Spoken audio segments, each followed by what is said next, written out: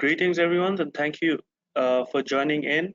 We're just waiting for a few more people to join in the webinar, and we will start shortly. Thank you.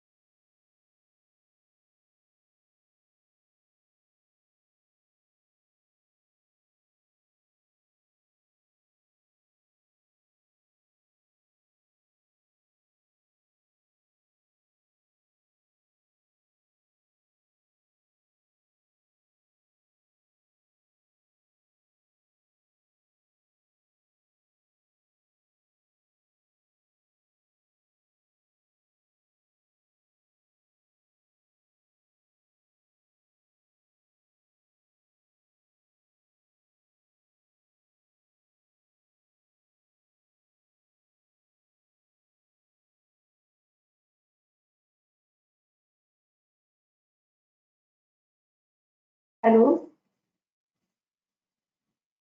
Hi, Dr. Sharma. We're just about to start. Thank you for joining. Thank you.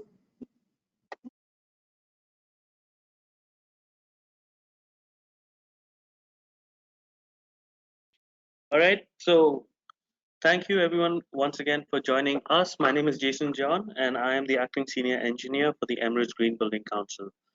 In celebration of our 15 years of Emirates GBC and our work we've done, and in preparation for our 10th annual Congress on the 2nd of November, we are pleased to launch the first annual Congress webinar.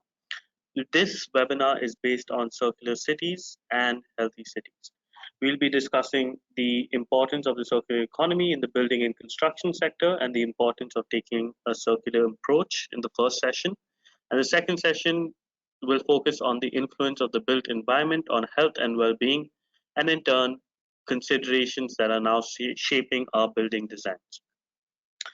So a bit about us, about the Emirates Green Building Council, for those of you who are joining us for the first time. The Emirates Green Building Council was formed in 2006 with the goal of advancing green building principles for protecting the environment and ensuring sustainability in the UAE. Our vision is for the UAE to be a global leader for sustainability in the built environment, and our mission is to act as a catalyst for collaboration and a hub for excellence to promote sustainability in the built environment. A bit of housekeeping notes for those of you who are joining us or using this platform for the first time. There will be no verbal questions throughout from the attendees, but we do ask you to submit your questions using the chat, the questions tab on the right hand side. So our team here at the Emirates Green Building Council will be reviewing the questions as they come in. And if we have time, we will definitely engage with a few questions from the audience. So please feel free to continually suggest or put in your questions as we start our discussions today. So without further ado, it is my pleasure to introduce our first panel for today's webinar on circular cities. It is my pleasure to introduce Mercedes Gargalo, Associate at Arab. Mercedes is a qualified RIBA architect and holds a master's degree in facade engineering. Soon after graduation, Mercedes has dedicated her 16 years of work experience to the building envelope at Arab, the global leading multidisciplinary consultancy firm. While designing building envelope system, Mercedes takes a holistic approach considering all the aspects that contribute positively to the end result. She has been involved from concept to completion of numerous high-profile projects along some of the most prestigious architectural firms globally. Her work for AHMM on the refurbishment of Regent Street W4 in London received the International Award for Facade Engineering Excellent in the refurbishment category in 2016. She has working experience in the UK, Middle East, Mexico, and Europe. Thank you for joining us, Mercedes. From our panelists, we have Jamilia Elmer, Policy Strategy Advisor of Sustainable Development at the Executive Council of Dubai. Jamilia is a Policy and Strategy Advisory in the Sustainable Development Department at the Executive Council of Dubai. She has over 13 years of experience in environmental and sustainable management on a wide range of topics, including large-scale infrastructure development, master planning and citywide planning, climate change, and urban waste systems. Her role typically involves close engagement with key stakeholders to optimize solution development and buy-in and enhance overall environment performance. Thank you, Jamila, for joining in. Thank you, Jason. Good to be here. Next, we have Eric Dubassad, Sustainable Business Manager of Syncobain. Eric Dubassad is in charge of sustainable business within Marketing and Development International Department at Saint-Gobain, aiming at developing sustainable solutions in the construction industry. Previously, he has held functions in marketing and sales, mainly in the distribution activities of Saint-Gobain in France. He graduated from ESSEC Business School in Paris. Thank you for joining in, Eric. Thank you. Next up, we have Dr. Michael Waters, Associate Professor in Real Estate at the Harriet University Dubai campus. Dr. Michael Waters is a member of the Royal Institute of Chartered Surveyors and a fellow of the Higher Education Academy. Has been working in real estate academia since 2004 for a number of top UK universities. He worked in private practice in London, building up a portfolio of strategic property advice for major UK house builders. Michael has authored and delivered over 30 conference presentations and white paper discussions at the national and international levels in the areas of property valuation, real estate development feasibility, and urban economics. His PhD examined commercial property valuation practices in Dubai. Thank you for joining, Michael. Yep, thank you, Jason. Pleased to be here. Last but not least, we have Richard Fenn, Principal and Regional Executive Chair at Woods Bagot. Richard is the Regional Executive Chair and Principal of the Dubai Studio at Woods Bagot and is an award-winning RIBA and ARB registered architect with 20 years of wide-ranging international experience. Since joining the Woods Bagot Dubai Studio in early 2011, Richard has led some significant and notable projects, including the Dubai Exhibition Center, the Arena HQ building, and the Etihad Eco Residences at Masdar City, along with high-profile mixed-use lifestyle and commercial developments in the region. Thank you, Richard, for joining in today. My pleasure. Thank you. And with that, Mercedes, I hand over the floor to you. Please feel free to start in. Thank you very much. Thank you, Jason. Pleasure to be here. The circular economy, make, use, recycled, is the opposite of traditional linear economy, make, use, disposed. So using circular economy principles, we aim to keep resources in use as long as possible, extract the maximal value from them, and then recover and generate the products and material at the end of each service life. Circular economy is a very broad topic that can be targeted from a variety of points. We're very lucky today to have a diverse panel from which we can obtain the benefits of different approaches. So we will have Jamila from policy and government point of view, Dr. Michael, he will tell us about businesses and economy, then Richard from design and conception adaptations, and very important, Eric from factory manufacturing and products. So I'm going to start with Jamila. And I'm going to ask about a policy that was released in 2021. In January, the UAE cabinet approved the UAE circular economy and established the UAE Circular Economic Councils, which is the highest steering body of the UAE and is part of the Scale 360 initiative. The UAE Circular Economic Councils includes Sheikh Hasham bin Salman bin Khalifa, also the chief executive architects of the Alliance on Global Sustainability and the honorary presidents of the Emirates Green Building Council. So Jamila, would you be able to tell us and explain a little bit more the policy and how can advantages of the circular economy in the building and construction sector we can take in the UAE?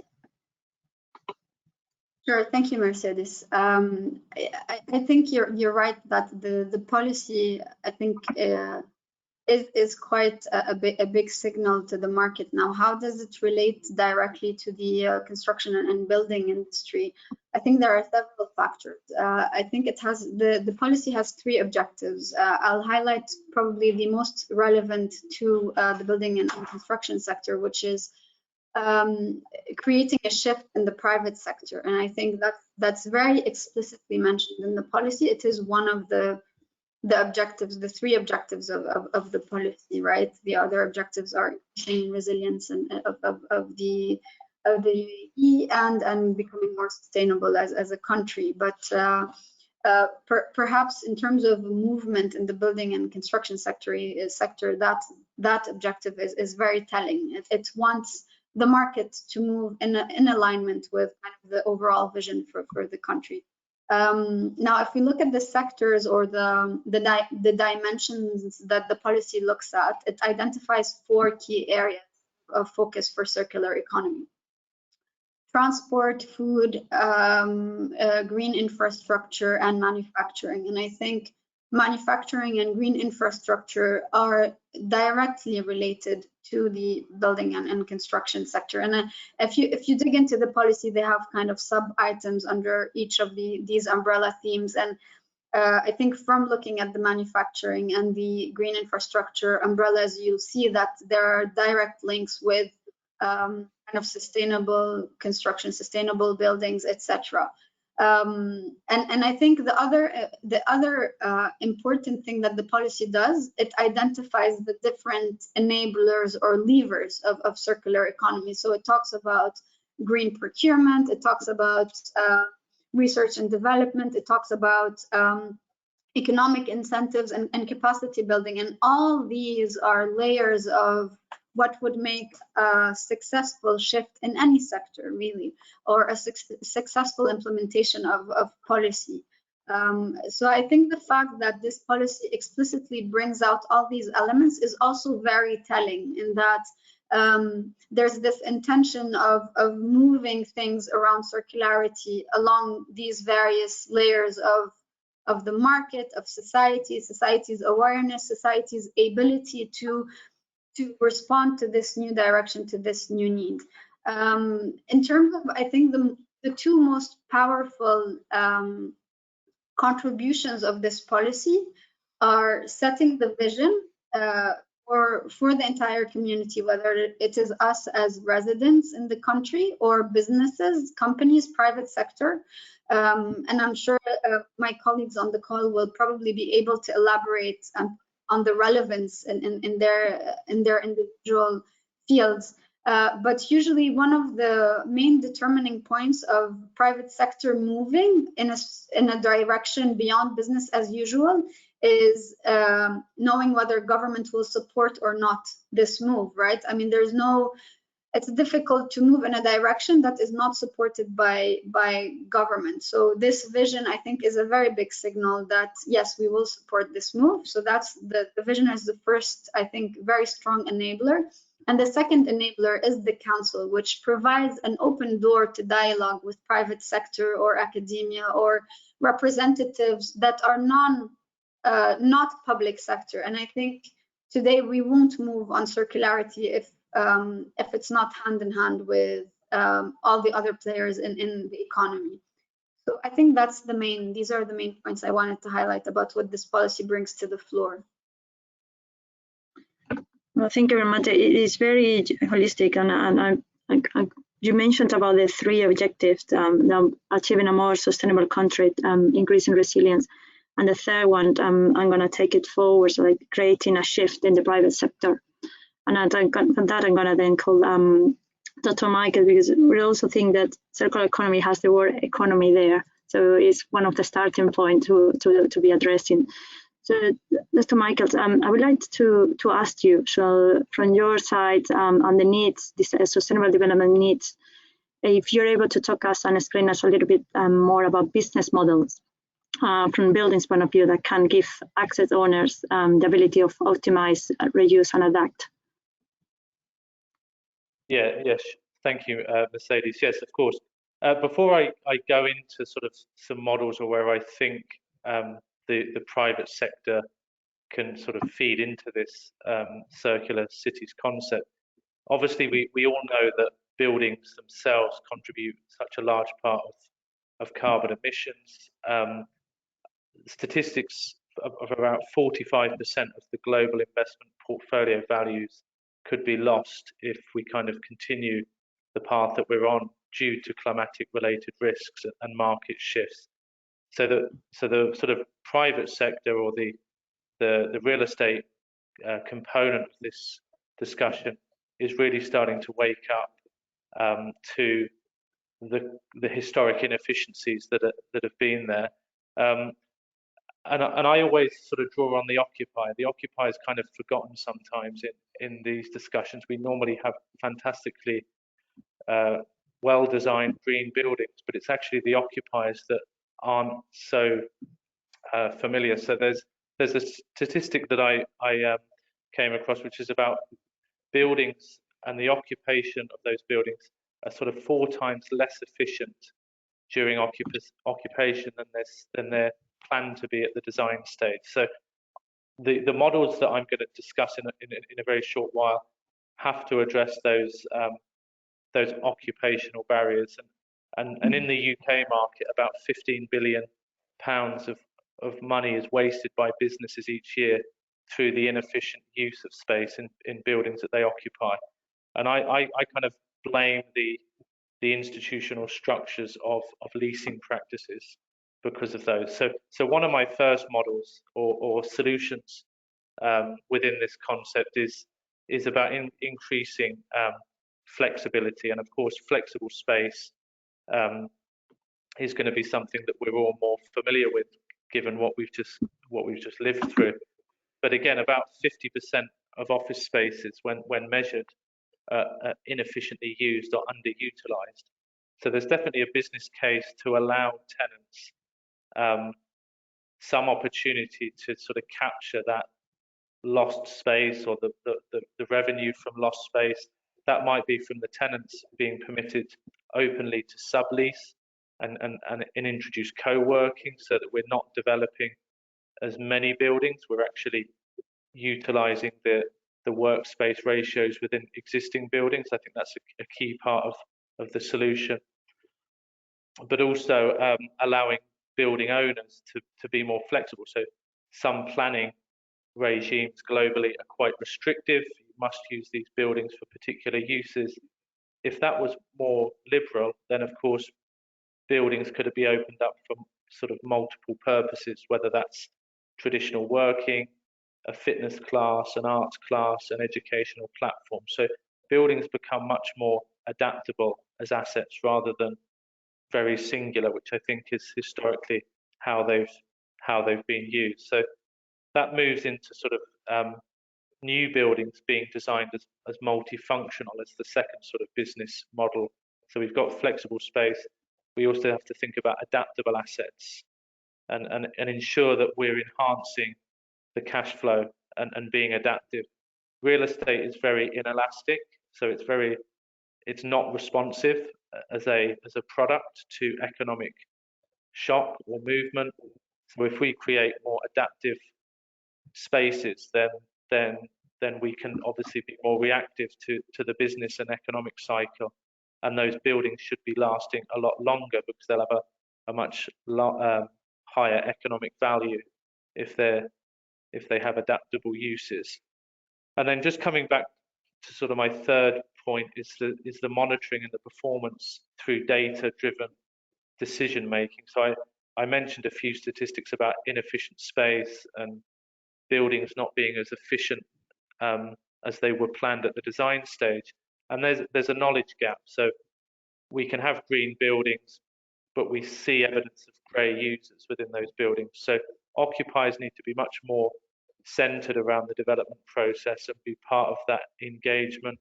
We do have things like green leases, examples of that, which do help the landlord enforce certain parameters on the use of those buildings, which again, we've got those examples in District 2020 coming up in as an example in the local market as well, a very planned process of who's going to be occupying those buildings. That will allow that gap, that knowledge gap to reduce so that we can actually see some carbon savings in the use of the buildings and not just focus perhaps on that through the development cycle. So I would say they're my sort of three main business models that have room and scope to be implemented from my side.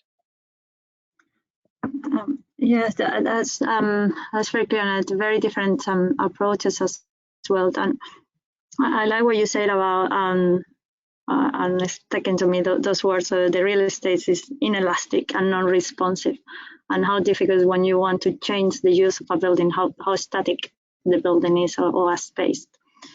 And that is, I'm not going to blame the designers or the architects, but since we have Richard in the room, I think we need to ask the fair question to him. And I'm sure at the beginning of each project there are requirements and the budgets and the schedules and the timing and what's going to be the day one use is always at the very front. But I would like to, from your side, if you can give us some, or how we can support other architects just to trying to look more holistic approach, or that second life, third life of a building, how we can integrate that during design. Yeah, I think it's very pertinent that we're talking about sort of design and occupation, because I think we have to connect those two things much more. That's a fascinating statistic, Dr. Michael, around the building being often 4 times less efficient when it's in use than in the design phase, which is quite a damning statistic. I think that also speaks to perhaps some intrinsic issues around that kind of life cycle of a project. And I think ultimately we as designers, we have to convince our clients of the value in adopting a circular approach to procurement of their building, and I think we've got to be advocates of that philosophy. I would like to think that there's a growing awareness around some of these issues. I think the prominence of the climate emergency is bringing these discussions into more mainstream conversation, which is good. I'm hearing conversations around circular economy happening not only in our industry but across wider sectors. So it's something that's been around for a long time, but it's certainly becoming more pertinent now. And I think some of those drivers are often economic drivers as well. And I'll talk a little bit more about what I mean by that, because I think the implementation and adoption of a lot of these processes are driven by economic decisions. Ultimately, we've already spoken about designing for adaptability, that philosophy around long life, loose fit, low carbon approach, designing buildings that can be easily repurposed or refurbished with minimal impact.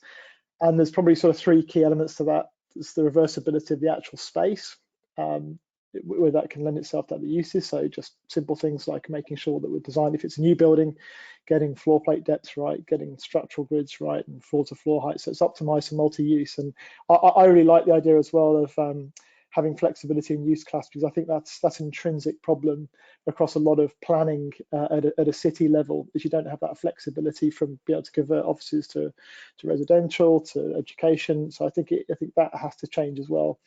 And of course, having reversibility of structure, and by that I mean, actually you're physically being able to amend the structure of a building, and then maybe looking at sort of new techniques, or adopting probably techniques more in this region that have been used in other parts of the world, like timber framing with mechanical fixings, for example.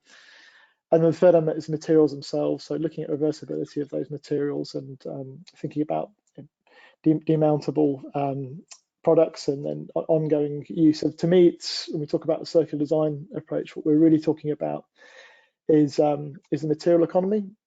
So from an environmental perspective, I think it's really critical that that we address this, because, as we rightly said, about 50% of the consumption, I think, of all new raw material is taken up by the building industry at the moment. I think technology has a big role to play. We talked about data-driven decisions. I think one thing that we're very excited about is looking at how we can try to link physical building assets and digital systems to maximize reuse opportunities. Many sophisticated landlords are following this sort of approach. I think there's a large supermarket chain in the UK, Sainsbury's, have got a full digital log of all of their assets, and are really trying to understand that optimization and use of materials. I think it's also, to me, around looking at that economic value, and really trying to make sure that we're creating an economic argument for highlighting the reuse of potential of those materials that can prove their economic value, and can be preserved across several transformations. And of course, just things like looking at material optimization, so designing lighter structures, reducing embodied carbon, reuse and recycling where we can, and also designing our wastes through both design and construction as well. And there's a lot of exciting initiatives and material that are out there for other designers that might be on this call that are interested in learning more. Things like Ellen MacArthur Foundation. Also, there's quite an interesting group in Europe called BAM, which is Building as Material Bank, who have a lot of rich resources about design strategies and approach to really harness the benefits of circular economy. Yeah, that's concept of using a building as a bank to store materials, so during a certain time, and then when you finish with a material, you don't need it anymore. How it can move to the next one is a game changer. And Eric, so since we're talking material products from your side, and longevity and durability is also quite important. So once we use the material, just to keep it in life as much as possible, we would like to know from on your side, how is the demand of changes? Because we like to talk, we like to think there is possibility, but then when the real cases on the ground, we like to know if it's actually happening, if there is products which are going to last for longer, or it's going to be easier to recycle, if there is a bigger demand now, or it's a different trend to previous years. Thank you, Mercedes. So yes, us at Saint-Gobain, we are, just to remind you, we are manufacturing and distributing building materials, such as glass, gypsum, mortar, or insulation products. And we often say that there are three main trends regarding sustainability at global level in the construction industry. The first one, of course, is carbon and energy. Second is health and well-being of the occupants. And the third one, last but not least, is circularity and resources. And this one on circularity is accelerating a lot globally, of course, with differences between regions in the world, and also with different maturity between all the actors on the value chain on the construction. The more upstream you are on the value chain of a project, meaning investors, developers, main contractors, the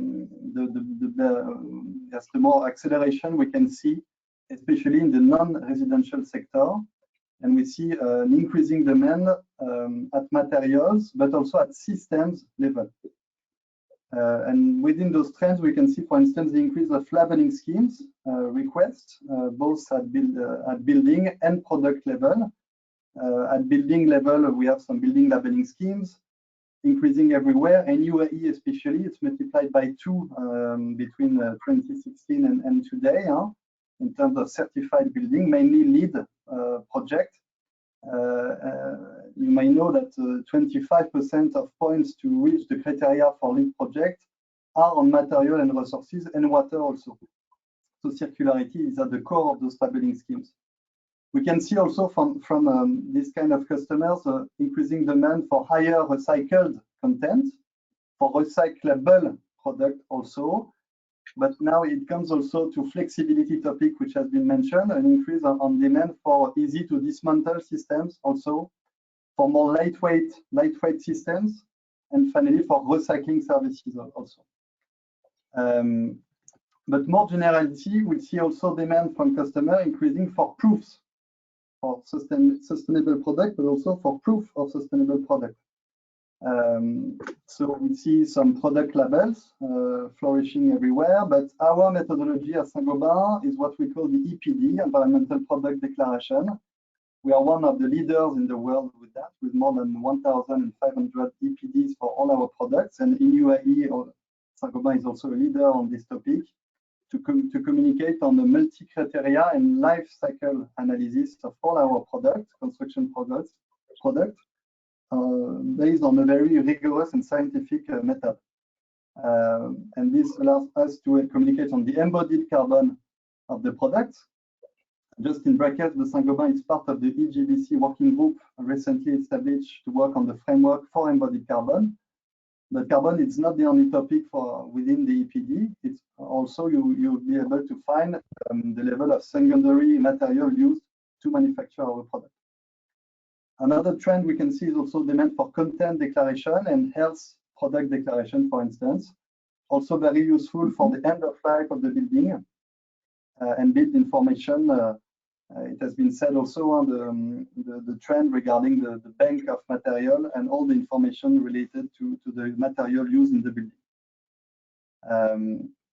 So yeah, that was in a nutshell the trends we can see coming from customers, as I said, mainly upstream on the value chain. Downstream, I mean installers, distributors, of course, the maturity is a bit lower on those topics. No, from your side, elements like you mentioned, environmental product declarations, which is very common to request them in Europe or in the UK, but here in the Middle East it's less common. So it is more difficult to provide this sort of materials in the Middle East, or that it could be in another part of the world from your side? No, I mean we have. Do we have more difficulty to get access to more sustainable materials? From what I know, we have also some increasing demand in the Middle East on these topics. I was mentioning the labeling scheme, for instance, to have for LEED project, you need EPDs for your products. So there is an increasing demand, and in the Middle East, we have those kind of product transparency, and we are able to provide environmental product declaration, and we are one of the leaders also in the Middle East on this product information. Okay. Since there has been quite a lot of a trend, sustainability, there has been big push over a certain number of years, and circular economy principle has been coming in use for the last 3, 4, or 5 years at least. Jamila, I would like to ask you from your side, from government side, when you are overseeing a bigger scale, if you could tell us if there are examples where circular economy principle has been incorporated into projects, particularly any related to constructions and the building sector that you're able to share. I mean, probably the biggest example is Safat, and Istidama previously in Abu Dhabi. So the green building codes, right, probably are like foundational elements into introducing circularity I mean, I think at the foundational level, and I think, I mean, building on what Eric mentioned in terms of these sustainability or green building codes, they establish a minimum that everybody should meet. And if you look at these building codes, they look at adaptability of spaces, encouraging the use of recycled materials, but also they look at the waste management during the construction stage, etc. So I think there is this concept at looking at circularity. Right now, the problem with circularity is, in a concept at prima facie, you think waste management, right? A lot of people, when they start thinking circular economy, the first idea that comes to thought is kind of waste management with materials. And I think as the concept is maturing, people are broadening their perception, right? And I think what Michael mentioned about optimizing the use of space so that you minimize downstream the need for new spaces. I think these things are become much more mature. People are broadening their understanding. So in terms of answering your question, building codes, I think, were kind of the foundational policies that are supporting this. Recently, the tipping fees, so the waste fees are going to be are being revised, right, for the landfill, basically the landfill tipping fees, which is a big message. And this happened in several Emirates in the UAE. So once you do that, you think, okay, the landfill is really the end of the life of the material, but what it does, it's a signal to the entire life cycle of that material, because it encourages the developers to think differently in how much materials I'm going to be using, or what is my energy or water, well, not energy and water, but what is the waste coming out, whether in the construction stage or the operational stage. And I think in circularity, building and construction, there are several stages, right? And I think we all hinted to this, but I think the type of effort needed to minimize waste or to maximize circularity is very different in the design stage and the construction stage. It's very different to what type of effort and thinking is needed to maximize circularity in the operational stage, right? So even your plumbing systems, and I think if you talk to the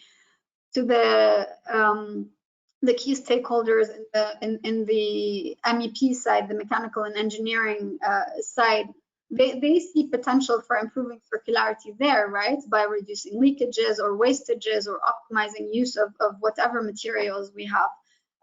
So I think the building codes foundational, the waste fees, key message. The other thing that we see a lot are efforts. They're probably not very explicitly mentioned, but I'm sure Dubai has efforts in building retrofits, right? So it's increasing the longevity of the buildings that you have, so that you need to refurbish them less, they waste less, and then you can use them for longer. So building retrofits is definitely a very big potential, and one that will be crucial in us going to decarbonizing our economy, right? I mean, there's one thing looking at future buildings, and the other challenge is, what do you do with your existing building stock?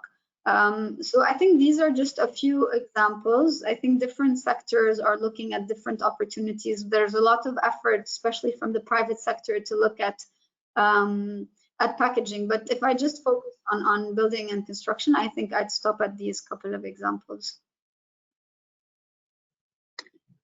Yeah, this is, as we were talking at the beginning, to maximize the products as this last value. You're right, when it goes to waste, how we can minimize that waste, because that's what the end we're trying to avoid that linear and end it in the landfill. And we know in some countries, so UAE is relatively small, but some other countries which is even smaller in area is a big concern. So the landfill, the amount of landfill is occupied and is close to cities.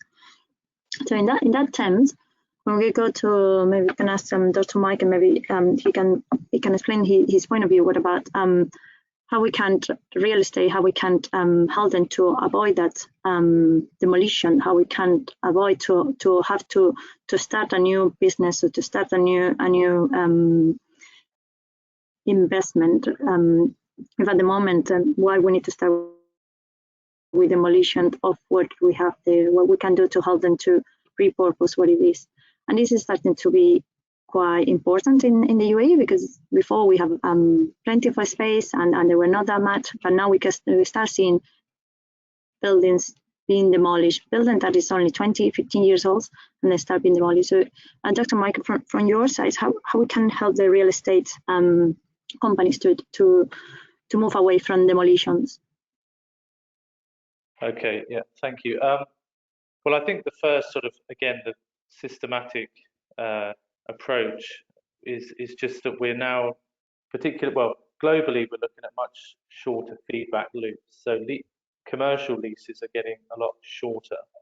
So that means property managers need to assess and sort of add value to their buildings much more often, because there's a risk that there's going to be vacancy if they don't keep up to pace with functionality and managing the building's fabric. And in the UAE, likewise, active property management companies need to be doing that periodic maintenance more frequently, rather than just examples where buildings are left to sort of, it's like maintaining a car, isn't it? If you're not maintaining a car, the life cycle of that, or the lifespan of that car is a lot shorter than if you do all your necessary maintenance on it. So you can see really good examples where there are older buildings here, and they are relevant. They're being well managed. So it's not a blanket problem. It's just, without management, you're not going to get the best out of your buildings. The second component, I guess, is the pace of legislation, and that actually, we're trying to solve problems through sort of new design and new technology, but it's kind of a catch-22, because if we go too fast, as Jamelia mentioned, the existing stock is a much larger proportion of the buildings that exist. So we need to look at retrofitting and how we can use technology perhaps to improve that. Otherwise, we're just going to quicken the pace in which the existing stock becomes obsolete, which is the point of demolition, isn't it? When buildings become economically obsolete, i.e., the revenue is less than the cost of maintenance, then that's the natural point from economics perspective to demolish the building. The second sort of component is touching on what I mentioned earlier. If you've got more adaptive spaces and you're looking to enhance the cash flow of those to a much more aggressive level by actually maximizing the utility within the building, the income stream and the future cash flow is going to be a lot higher than if we continue on a sort of lack of occupancy or wastage of space.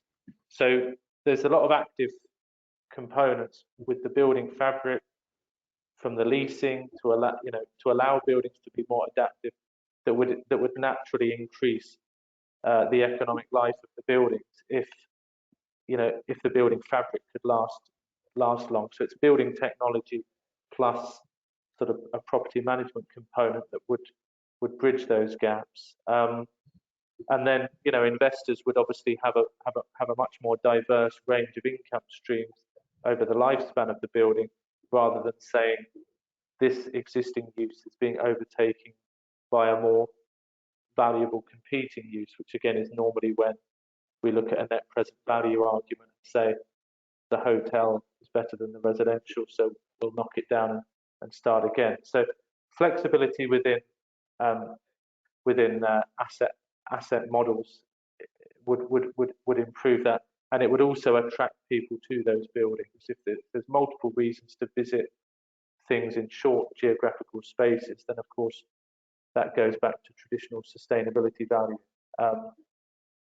So buildings at the moment also aren't designed to be deconstructed and decompartmentalized. I'm not a building technology guru, so I don't know if that technology is on its way. But I think from my side, it's more about maintenance and active management, and being proactive and enhancing value and understanding what occupiers want to make sure that those buildings are at as high an occupancy level as possible. Being reactive, I mentioned about elasticity, but being reactive to changing market conditions, so that building spaces can be modified to accommodate a retail concept, a creative workspace, etc., which all means, you know, the income from these buildings can be pushed out over many more years than perhaps they do on the traditional model. So that would be my thoughts on that. Yeah, I think you make a clear point about periodic maintenance, and we need to think that when a building comes on in the construction sector and is finished and hand over, it doesn't stop there. Otherwise, the value decreases drastically. If you keep that periodic maintenance through a number of ways you can do. Everyone talk about digital twins and so on, but in a way that you can control that building, and that value doesn't decrease to a point that it is of no use. And I just saying you keep monitoring, either if it's through the occupancy, or you mentioned on your point before about performance, keeping the performance, so constantly checking about the performance to see that the building is still working. But I'm wondering, Richard, maybe you're able to help us, is when you are in a design stage and you're giving a concept and you're working with your client on to deliver what is their needs, is there any point a discussions on what is going to happen at the end of that building, or it's going to be the waste that building will produce during construction, during the operation, and at the end? Is there any time where you're able to raise that discussion, plus consents, and be able to integrate the design to reduce it? Yeah, absolutely. I mean, of course, it depends on the client. I mean, we always try to promote sustainable principles, but you need a receptive client to do that. I mean, if I reflect on the work that we've done at Masdar, for example, you know, a lot of the KPIs there are already built in to address some of these issues. You know, I think about one of our buildings in particular, where we had a KPI where even at design stage we had to ensure that we were effectively hitting a certain percentage of waste, construction waste, that would be diverted from landfill, and I think we got 93% on the Arena headquarters building of construction waste that was diverted from landfill. And then also, yeah, but they're a very much enlightened client. They also had kind of material storage on site, and we're thinking about that sort of refurbish and repurpose approach as well. I mean, more and more clients talk to us about flexibility because of that inherent investment in any asset. So, you know, we're continually looking at ways of maximizing the lifespan of a building, and also life cycle costing as well becomes important around making some of these decision-making processes, because I think far too often we get caught in a trap as an industry of just focusing on capex, and it's all about, you know, hitting a number for the construction cost, but really thinking about opex as well, and that the cost to the client of the building and operation. It starts to bring a lot of those issues to the fore, and it comes back to me again around true sustainability. It's not just about environmental sustainability; it's also about economic sustainability as well. And I think once you build in the economic arguments, you'll find that every client will pay attention to those issues, because, you know, they need to seek that return on their investment.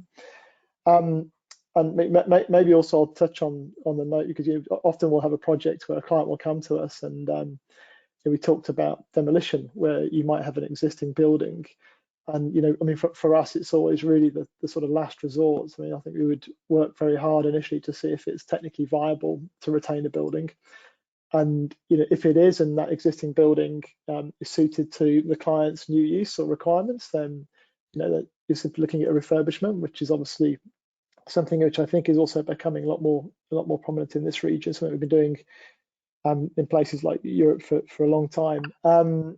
If it's not, then we look at repurpose and what that means around adapting the building for its new use. And then I think if it's, you know, sadly, if we've exhausted all options, and, you know, something has to be demolished, then, you know, we would then look at whether it can be deconstructed, and there's elements that could be reused.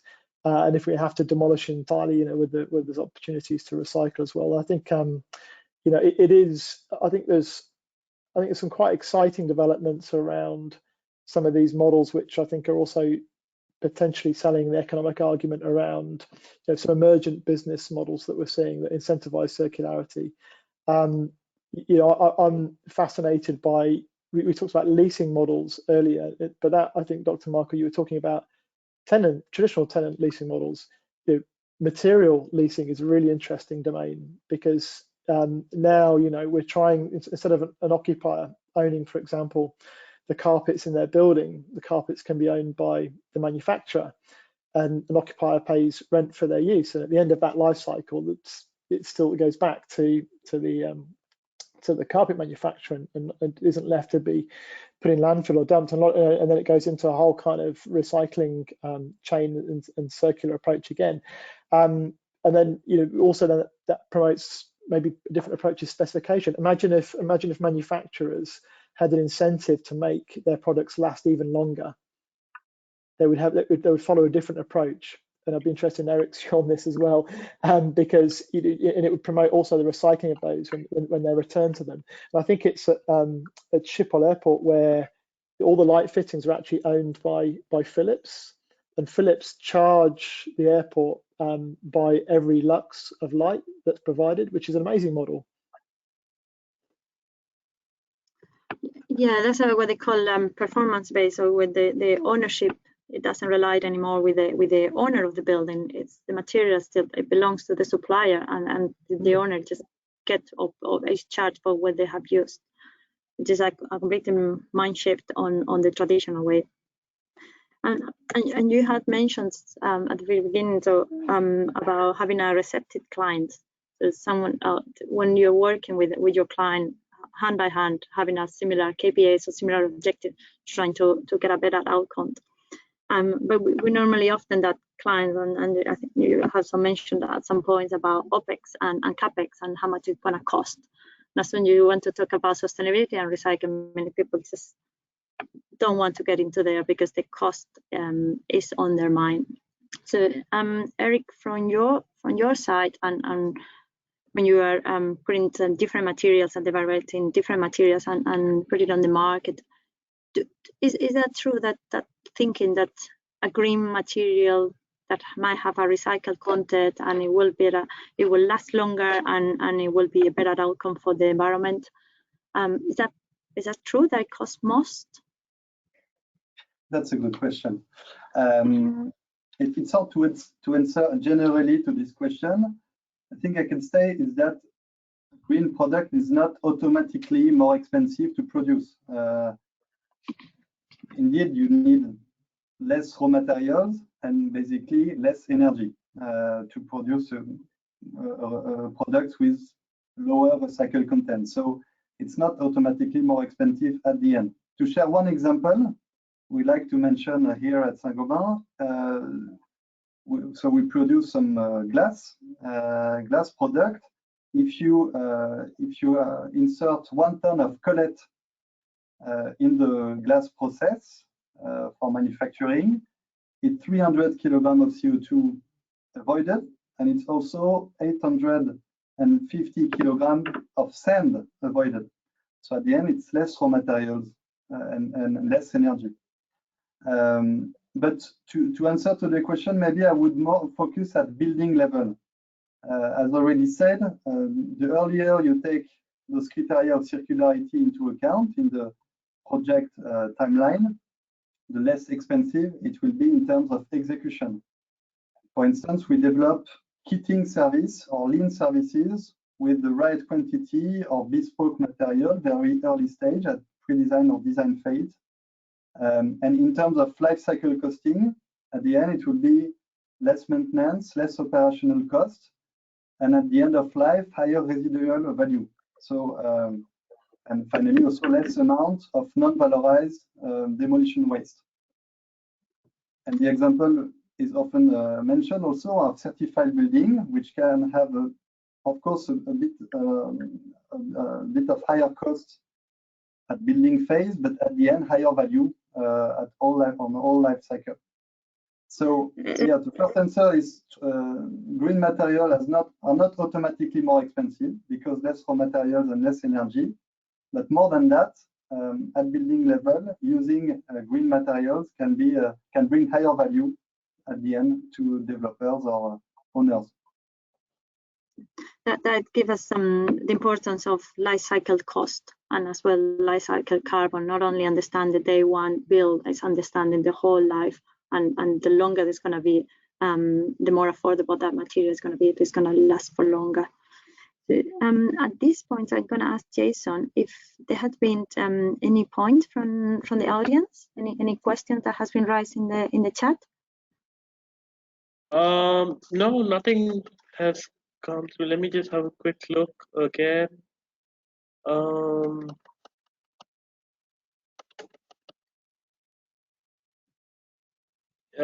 nothing from our side.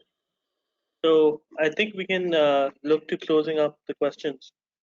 Yes, I'm gonna ask a couple more questions, and this one probably for all of them, or if someone volunteers to respond. But it is obviously, as we're talking, the five of us, and the benefits are there, following certain principles and trying to be more responsible. Why do you think is not happening? Why do you think in many fronts there is still, and sometimes it could be just tendency of doing what it has been done before? But maybe I can ask the question to Dr. Michael. What do you think is difficult for companies, for private states to undertake new models? Yeah, well, just keeping in my sort of area of discussion. I think Richard actually mentioned it early on today about the lack of engagement within the development process of the people that are actually going to use the buildings. I mean, obviously, buildings are built for particular types of occupiers, but there could be better engagement in that process. So there's a lot of inefficiencies in that, from that perspective, that go against sustainability and circular economy concepts. It is probably the profitability measure. You buy land, you develop that land to that for the highest value at a reasonable cost, and that equation is profit to a particular stakeholder. That's a really short duration within the lifespan of the building. So I think it's just the way in which development has taken place that's sort of led a bit of inertia. There used to be this sort of approach, that this blame of circle of blame between an occupier, an investor, and a developer, and they would say, we would occupy green buildings if the developers built them, and investors would say, well, we'd invest in them if occupiers wanted them. So it was almost passing it round. But I think now the statistic I mentioned at the start, where stakeholders within the real estate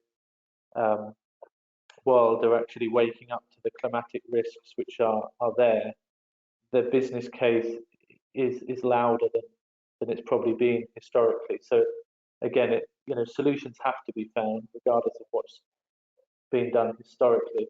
So institutional structures have been the barriers to the solutions that we were talking about. The planning system is not robust enough to allow buildings multiple uses. Lease structures aren't always permitting to allow a tenant to sublease without some laborious consultation with the landlord, and then that can create a split incentive argument there as well. So there's institutional blocks which kind of I think could be alleviated from the old models to allow some of those solutions or ideas to be better developed. The workforce is looking for more flexibility. The buildings that we use and occupy need to sort of play catch up.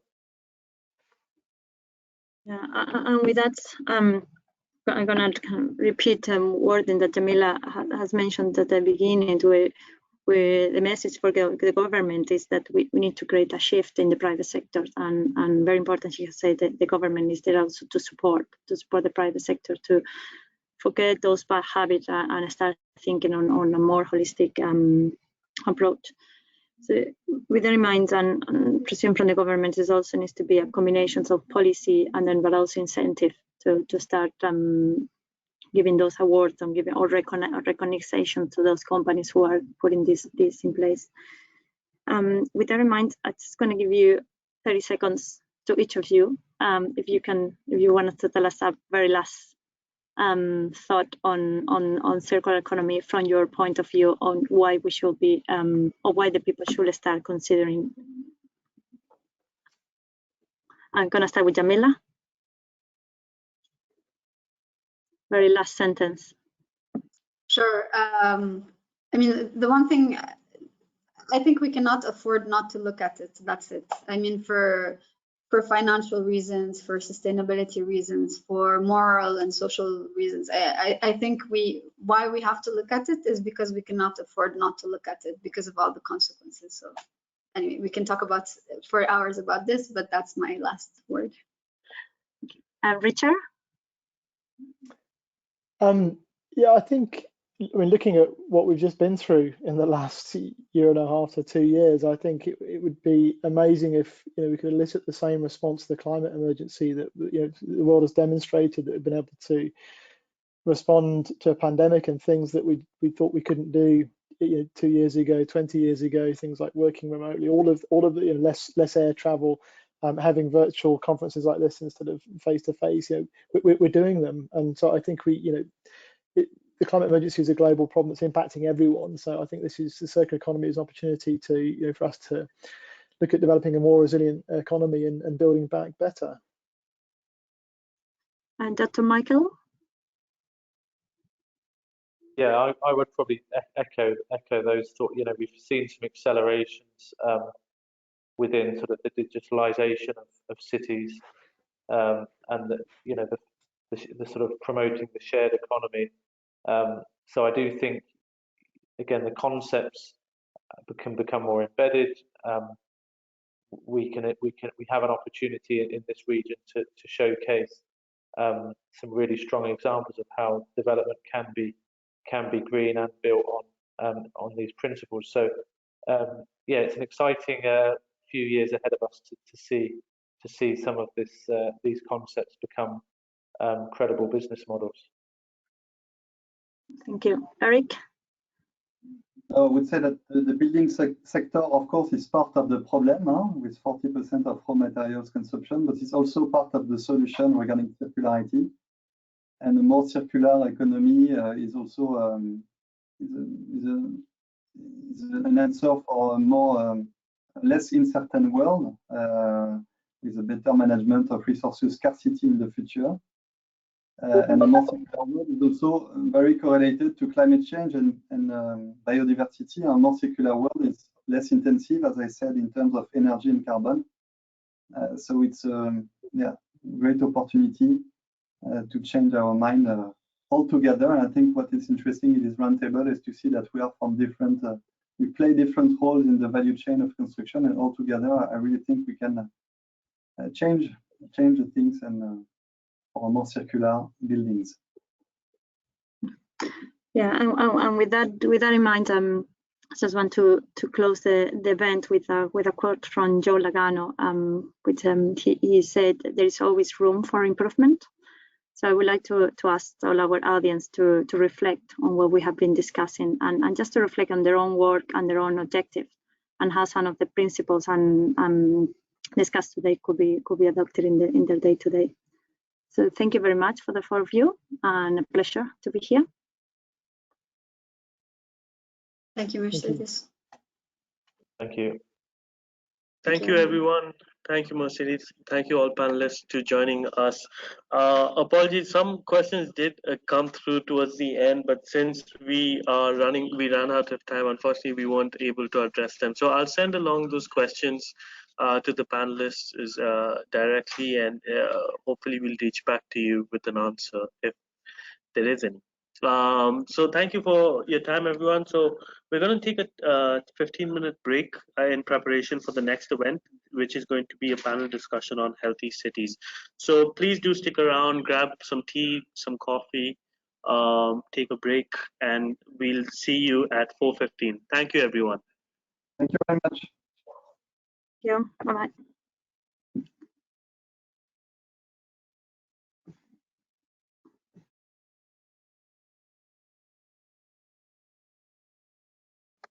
And with that, I leave the floor to you, Farah.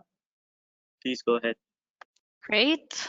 Thank you very much, Jason, for the introductions. And I must say, I'm extremely happy with the diversity of the backgrounds of the people that we have on the call, expertise and different backgrounds. So I really think it's going to be a rich discussion. So thank you all for joining us today.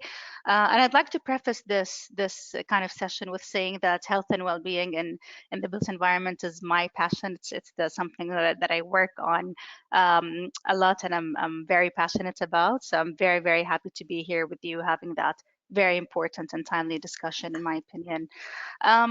So I'm going to start with an opening question, really, for all of the panelists. You know, looking at the current state and how people actually spend most of their times indoors. You know, there's a statistic out there that says 90% of our time is spent indoors. And then when you look at the UAE or let's say the region in general, where it's a desert and hot climate, that, you know, and there are other environmental factors such as, you know, dust and visibility or dust and air quality and so on and so forth.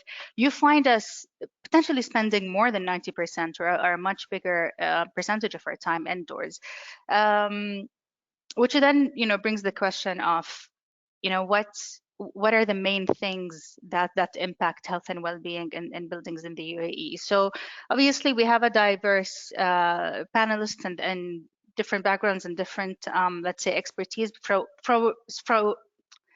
your own opinion and background.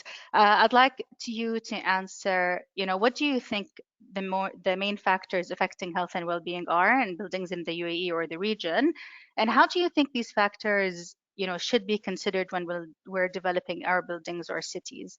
I'll just start with Katrina. I'm going to start with the order that I see you on our screen. So Katrina, if you're okay to answer that question. Sure, that's fine. Thank you so much, Farah. Thank you, Jason, for the introduction. And good afternoon, everyone. It's a pleasure to join you here today.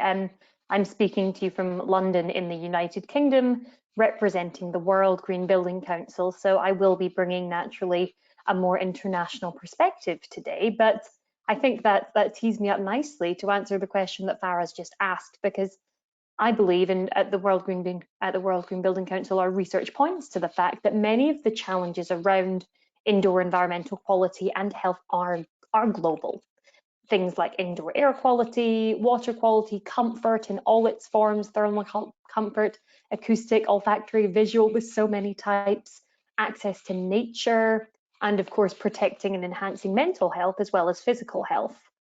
But from my experiences, from the number of times I've been able to travel to the area, I understand that in the UAE, the maintenance of these healthy indoor environments is so much harder because of the extremes of temperature you face in the region. So taking that into impacts, as Farah said in the introduction, studies do suggest that we spend 90% of our time inside, but I'm sure we can all reflect on the last 18 months of our lives in various geographies around the world. We've spent a lot more time indoors than that.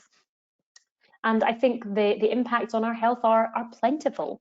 Research has shown that things like exposure to harmful chemicals, the buildup of indoor pollutants, can trigger respiratory issues, headaches, a lack of concentration, stress, and so many more things. And that can catalyze into a really substantial problem for an occupant of a building that impacts your quality of life. And if you are trying to work or trying to learn or to study in a space, can certainly impact our ability to concentrate and be productive. So that would be my initial suggestion as some of the factors affecting indoor environmental quality. But just to pose some wider considerations from the very top of this discussion, I think it's key to bring up at the start that when we're talking about health in buildings, we should be thinking beyond the occupants and the users.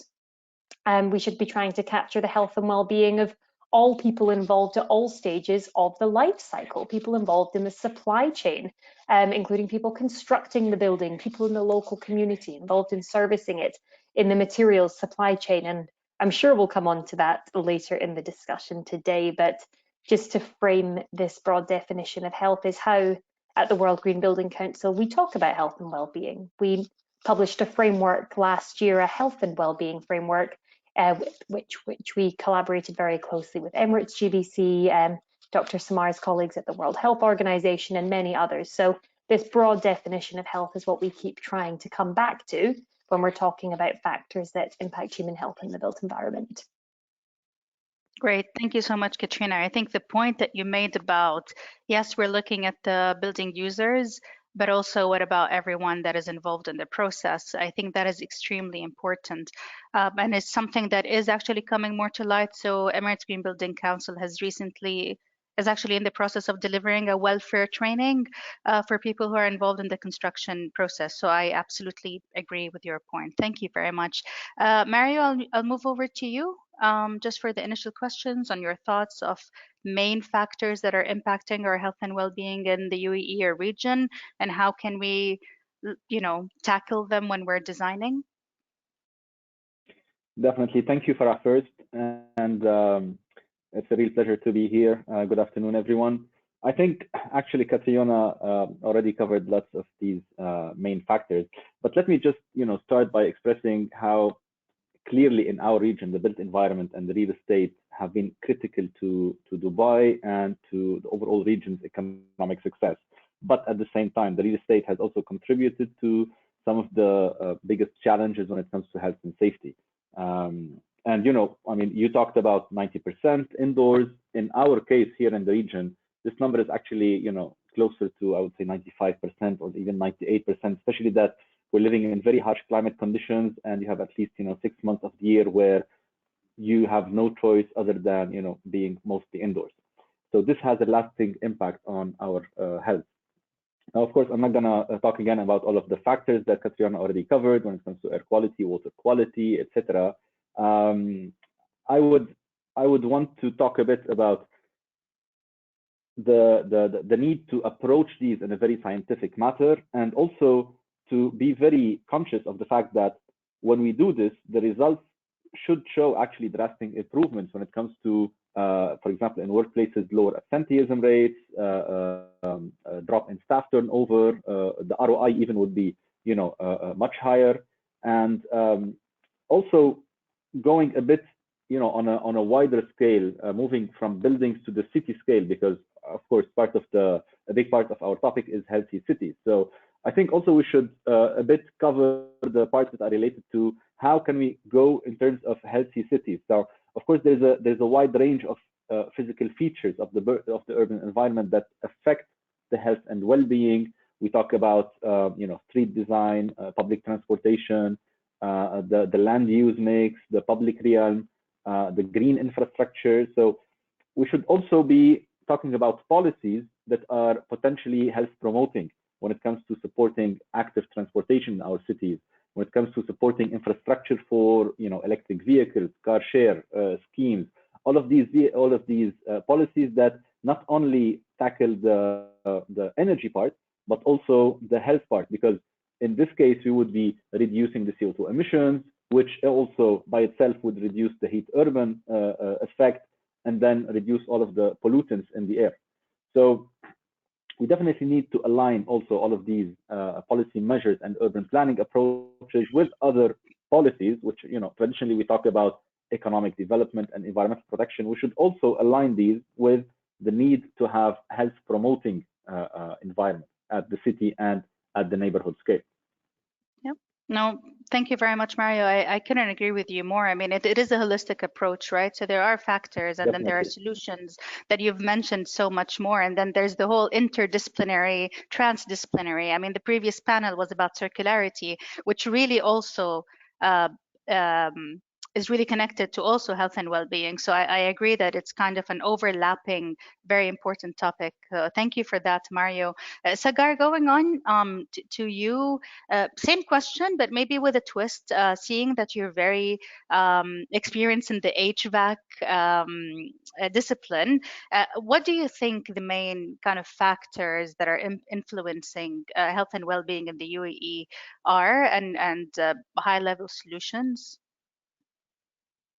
First of all, thank you. And then Katrina and Mario has briefed about the well buildings. When you talk about traditional construction, UAE and Dubai has been very flamboyant about the whole construction. Fundamental landmarks have been created in last 20 years. When we talk about those parts and requirement today, about 10 years back, 15 years back, we are talking more of a green buildings, which was talking about more of environmental issues. It should not have impact on the environment and green buildings and so on and so forth. But in last few years, the term is getting changed from green buildings to sustainable development or sustainable buildings. So apart from environment, there are two more aspects are being considered. One is a social aspect, and second is an economical aspect. We cannot have a fantastic green building which is not affordable and economical. So when we start moving further, as economy is one of the key aspects, and then we have been witnessing that with pandemic, how the economy has impacted almost whole the world. People are getting more cautious about every money they spend. So this is more of a holistic approach where we talk about well-being of occupants as well as well-being of a planet. So the balancing approach between the people and planet is expected in new construction. Well standards again is focusing on people and occupants. Everybody has said that our indoor occupancy is 90% or above 95% in GCC areas. So how can we hit the balance? Hitting the balance is a key. We can go on one extremes, having fantastic green platinum buildings, but it cannot be economical. We can go on an economical building, it cannot be environmental friendly. So hitting the balance and analyzing various codes. We have various codes now. We are talking about well, we are talking about lead ratings, we are talking about benchmarking of entire things. So key aspect is now how can we hit balances between various aspects of the building construction and make it affordable for the developer and the occupants. I agree with you 100%. I mean, there are always trade-offs, right, in sustainability. So we say, yes, having, let's say, more fresh air is going to be great for the people, but it will also increase energy efficiency and decrease energy efficiency and therefore increase our costs. So I mean, that's just one example to kind of capture, I guess, some of the things that you're trying to say. And there are always trade-offs, but I agree that we definitely need to zoom out and look at social and economic at least equally as we are doing on the environment. So thank you very much for that, Sagar. Dr. Samar, coming on to you, I'm very interested to hear your view on this, whether it is factors that are affecting health and well-being in the UAE or in the wider region, because obviously, your background covers quite a lot of regions. So I'll be really interested to hear more on what you feel the major factors are that are impacting health and well-being in the built environment and any high-level solutions from your perspective.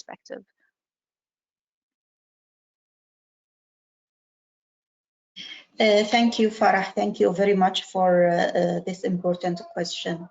Actually, when we talk about the buildings, we don't talk about certain buildings in particular. We talk about the housing, the workplaces, the schools, the shopping malls, any kind of building. And as you mentioned, I totally agree with you.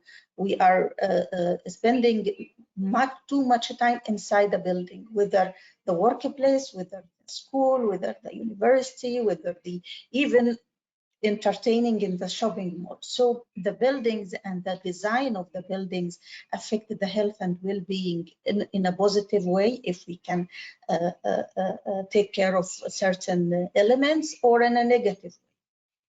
Talking about UAE or the countries of the region, most of us, we are suffering from the hot weather or the climate change. So I think we can also benefit, and we have some examples from some countries that they can benefit from, for example, the shopping mall, to open them before the working hours and use them for physical exercise, because exercising in the open air is a kind of difficulty. And I have this example from Bahrain. They have the initiative of health promoting shopping mall. Then they went beyond that. Because the buildings, we don't care only about the air supply or the air pollution. We have to see also the safety measures, whether in the malls and the schools and the workplaces, the width of the corridors, for example, because we especially with COVID now, we are calling for the public health measures, and we are preventing the congestion or decreasing the footprint in different spaces. Also the escalators, the stairs, how we can make the building itself health or promoting health and well-being, encourage using stairs instead of elevators, or if we will for the workers, because for example we can go for the building for certain time, but the workers, they can come earlier or leave afterward, so we have to take care of that. Also the cleanliness of the places, the bathroom, how many time or frequency we have to clean them.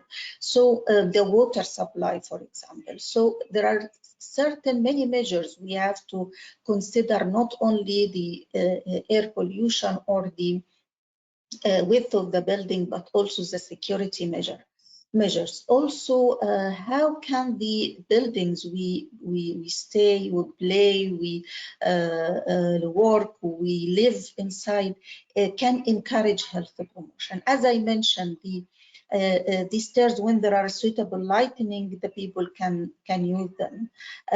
Even the entertainment, how we can encourage walking inside the malls, because if the areas in front of the mall shops is very narrow, people will not walk, and they will use escalators or elevators. So the design of the buildings is a rational use of power by encouraging, as I mentioned, the stairs, also the kind of practices inside the buildings, and also the turnover of the air, the cleaning and the sterilization of the places, because we don't have COVID only, we have now the seasonal influenza is coming on top of COVID. So I think that there are many factors in the buildings that can promote health or affect health and well-being. Talking about UAE, I think they are implementing the healthy settings inside any kind of buildings. They have used the WHO measures for healthy workplaces, health promoting schools, and even the design of the buildings for entertainment. They are keen to have, for example, plants, waterfalls, to even in some malls, it's like the ceiling is like the open air, because we are talking about health and well-being, not only the physical health, the mental health, because inside a closed place for a long time will affect the mental health. And we have many studies during the lockdown, the violence, the mental health, they are affected badly from the lockdown. So whenever we are interacting or are feeling that we are in an open air, it's even if the place is closed, but giving the impression of that, I think this will help health and well-being. 100%. Thank you so much, Dr. Samad, for covering quite a wide range of issues and solutions. And I think the general consensus, if you all agree with me, is that first of all, there are many, many issues, whether, as we said, they're visual, olfactory, all of the things that we mentioned. They're local and global. They might look different, but in essence, we're all humans. And I really like the example, Dr. Samad, that you gave about the initiative that was in the Bahrain, the mall. I think that's quite I mean, it's the first of its type that I have heard of, and I think that's really interesting. So speaking of initiatives, Katrina, I'd like to go back to you and ask more about the World Green Building Council's Better Places for People initiative. I know you have been heavily promoting health and well-being through that program, and as part of this, you've been supporting the Plant to Sensor Air Quality Monitoring campaign, which I know the Emirates Green Building Council was also a participant of. So, in your opinion, how important do you think it's to monitor IAQ or indoor air quality or environmental quality in general in an individual building, and how can we link that to wider monitoring programs? Are you able to give us a little bit of background on the project and how it's supporting and raising awareness in the topic? Of course, thank you, Farah. And I think it's a very relevant topic for us to explore a bit more right now. I think air quality is having a moment of public awareness surging, so absolutely happy to speak on this. First, I'll explain the Better Places for People project is the World Green Building Council's global initiative, global program about health and well-being in its broad scope that I introduced earlier in the building and construction sector. So capturing everything from indoor environmental quality to active design to social value to climate change mitigation, resilience and circularity. And that program is participated in by 35 green building councils around the world, including the Emirates Green Building Council. So within that broad program, of course, there are so many green building councils from all regions of the world that the health challenges represented within such a diverse group is naturally quite diverse. But back in 2018, we identified that air quality, both indoor and outdoor air pollution, I might add, was a topic that was really rising to the forefront of all of these green building councils' agendas, wherever they were around the world, which actually led us to initiate a project tackling air pollution from the building and construction sector. So there's a huge amount on the World GBC's website under the Clean Air Buildings page if people want to find out anything. And so through that, we launched this Plant a Sensor campaign, which you kindly introduced. Thank you, Farah. So we embarked on this project with our partners, Reset, the Earth Day Network, the Woodrow Wilson Institute as part of the Earth Day 2020 celebrations, and it's grown since then.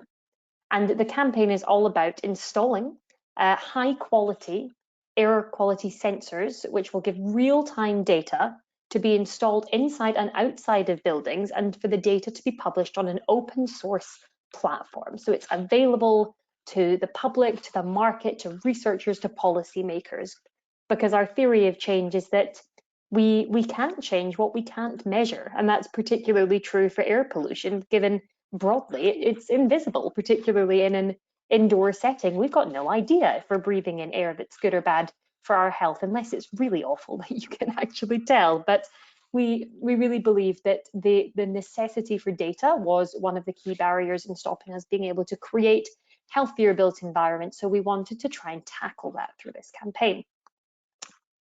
In terms of what we've done since then, the World Green Building Council has distributed sensors to 22 green building councils around the world, so including the Emirates, which were kindly donated by a manufacturer sponsor of ours called Tongdi.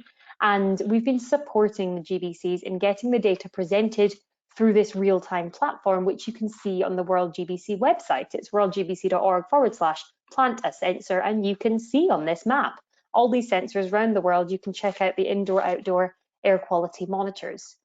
Some GBCs have indoor sensors, some have outdoors. And to give the example of the Emirates GBC sensor, it's really useful. I know from talking to the staff in the head office that it provides data for them to know that their exposure to indoor pollutants is at a healthy level because their office is near to a very busy highway. So because they have that data, they're able to adapt their ventilation and their air strategy if they need to. They have that data that's coming in at real time to support those kind of decision making.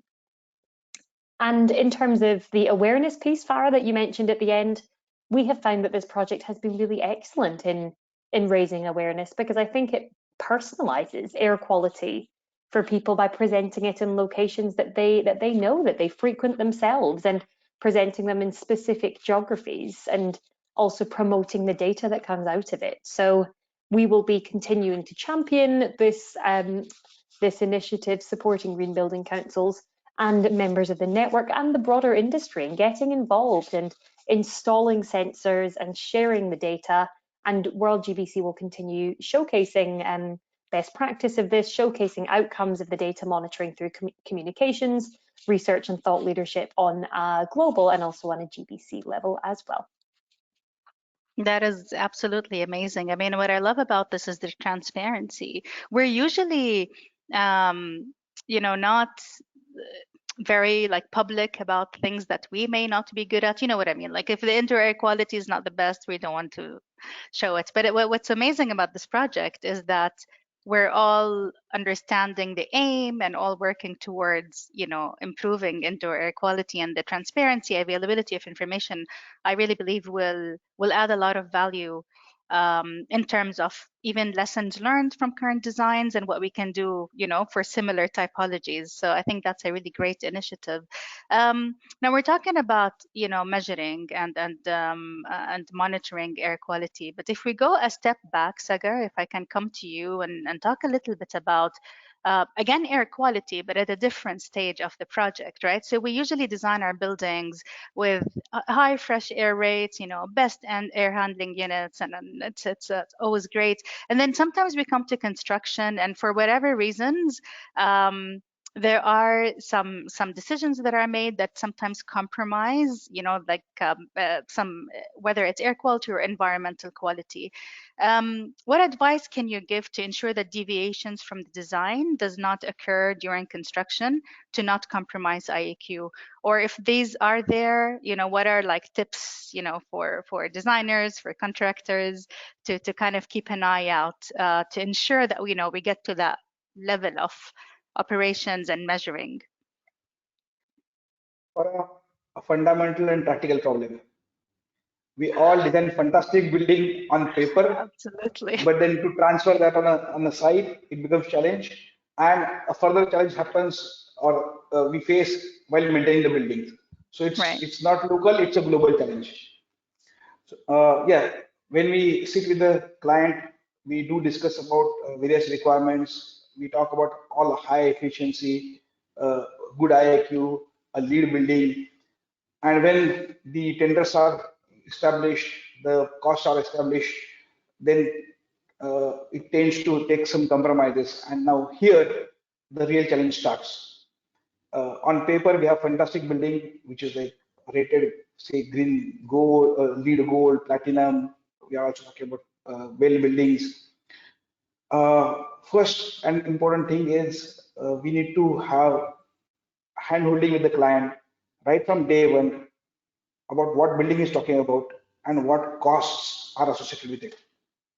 So at times, if that is not done, the demands are very high to begin with, and it starts compromising step by step, and there is no end to it. Second part, when we do that, is having a qualified contractor. If you're saying that the design has been sorted out, then we need to have equally competent contractor to understand the requirement of the building, the requirement of the codes, the requirement of the regulations to implement that.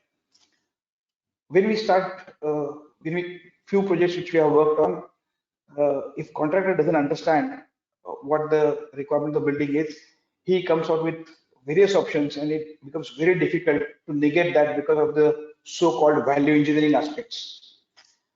We have seen a funny options which have been proposed. First is removing the commissioning agents. Remove the commissioning agent, and we will do commissioning on our own. That's the first big challenge we have to face and to address. No, commissioning has to be done by an independent agency. We cannot have a contractor who will build on a value engineering proposal and commission the building to get the results which are expected in the design. Second aspect, we all know in GCC, time is the crunch. Whatever is expected in 1 year, you want to do in 8 months. Whatever is in 8 months, you have to do in 6 months. So client is in very much hurry to occupy the building. And the second challenge we face there is the establishing proper commissioning process. One key aspect for the indoor air quality is flushing of the air. We all talk about we like to have 14,000 cubic feet of the air per square feet to before occupancy, but client is on in a hurry to occupy the building, and he says that okay, we have to have the building and so and so forth. The business propositions are aligned with. Third thing, the specification and compromises. When we talk about the indoor air quality, there are three aspects we are talking about. One is the outdoor air, which is having the pollutants getting into the buildings. Second, the materials and the components being used for the building. And third, the building occupants. Combination of all three things results for indoor air quality. Now, when we talk about building envelope, the specification needs to be ensured that complied with. During construction, we have come with the case studies.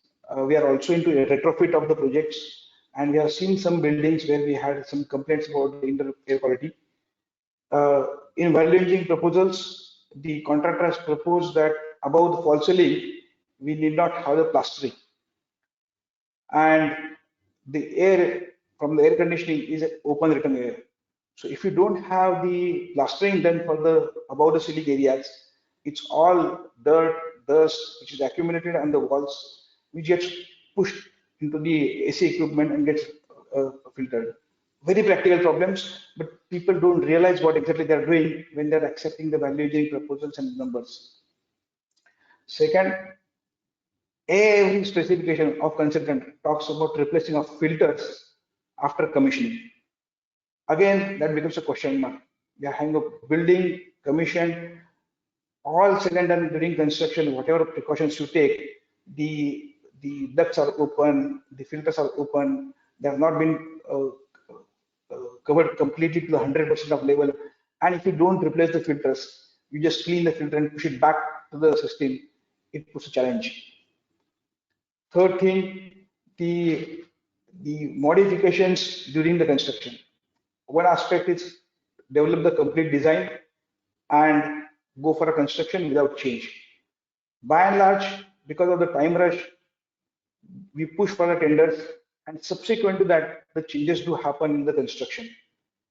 And that poses challenges. For example, addition of the F&B places into a building.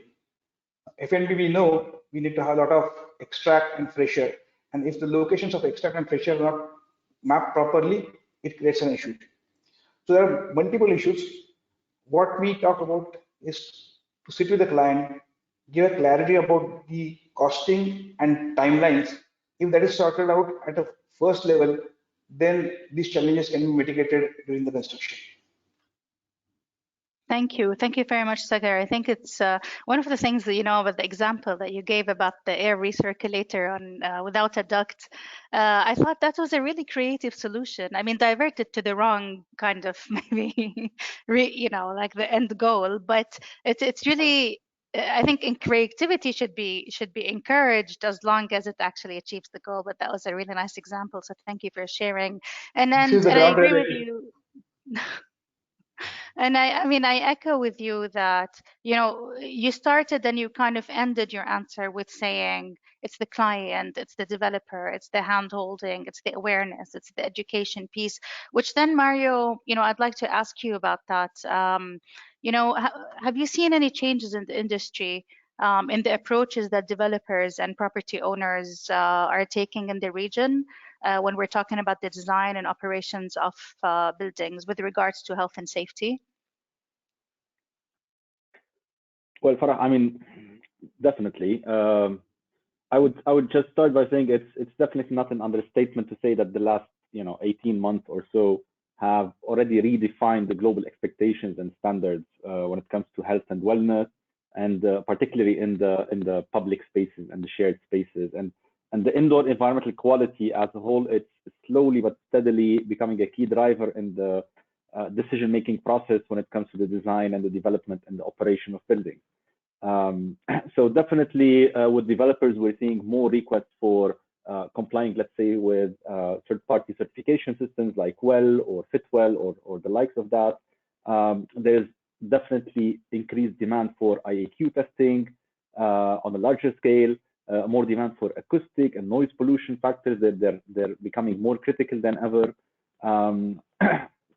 Even in terms of healthy buildings, they are now more and more part of any company's CSR or sustainability pledges and policies. Even on a governmental level, I don't know if you've heard, but I mean recently the Dubai Land Department, also back in June 2021, they officially declared the adoption of one of these certifications, which is the WELL Health and Safety Rating, in order to promote these kinds of well-being standards. And this, I think, it stems from the simple understanding that there's a direct link between the workplace well-being and the productivity of the staff. And this kind of corporate approach to wellness, it has existed since some time now, but namely in the shape of organization programs and policies to encourage, let's say, mental well-being and physical activity. However, the conventional way in these programs, they're no longer enough, I would say, to satisfy the demands of especially the younger population now and the younger workforce. And I believe businesses now, they need to understand that the prospective hires will not just be, whenever you're doing any kind of interview with these younger generations, they're not going to be just answering our questions. They're going to rather be interviewing us, and they will be interviewing our buildings. And you can be sure that these employees will be paying closer attention to the health and well-being factors in any kind of workplace, especially after the crisis that we've been through. So also for property developers, I believe health and well-being is emerging as kind of a global leadership and market differentiating opportunity for them. Yep. Also for the investment funds.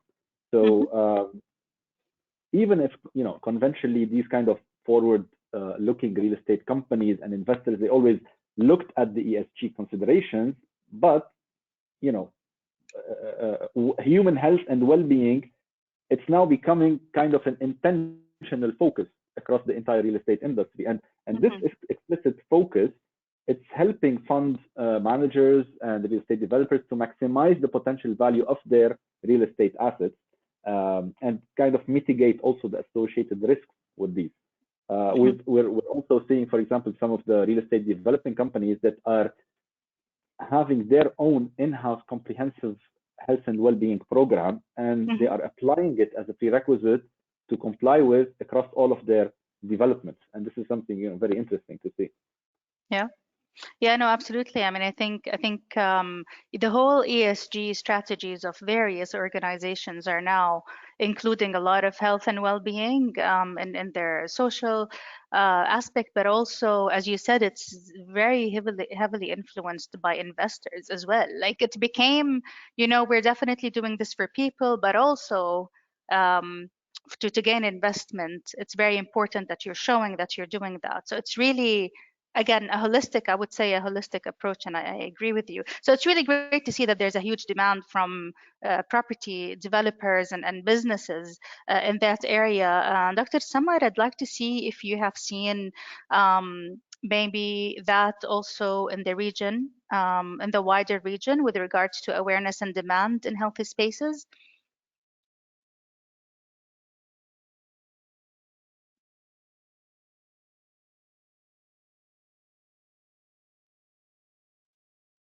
No worries. Are you on mute? Okay. We can hear you now. You.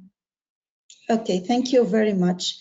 I think the kind of awareness now regarding the healthy spaces is different now from before, because before health was all the public or even the policymakers, different sectors, they were under the impression that health is about health care delivery, or health is about providing health care services.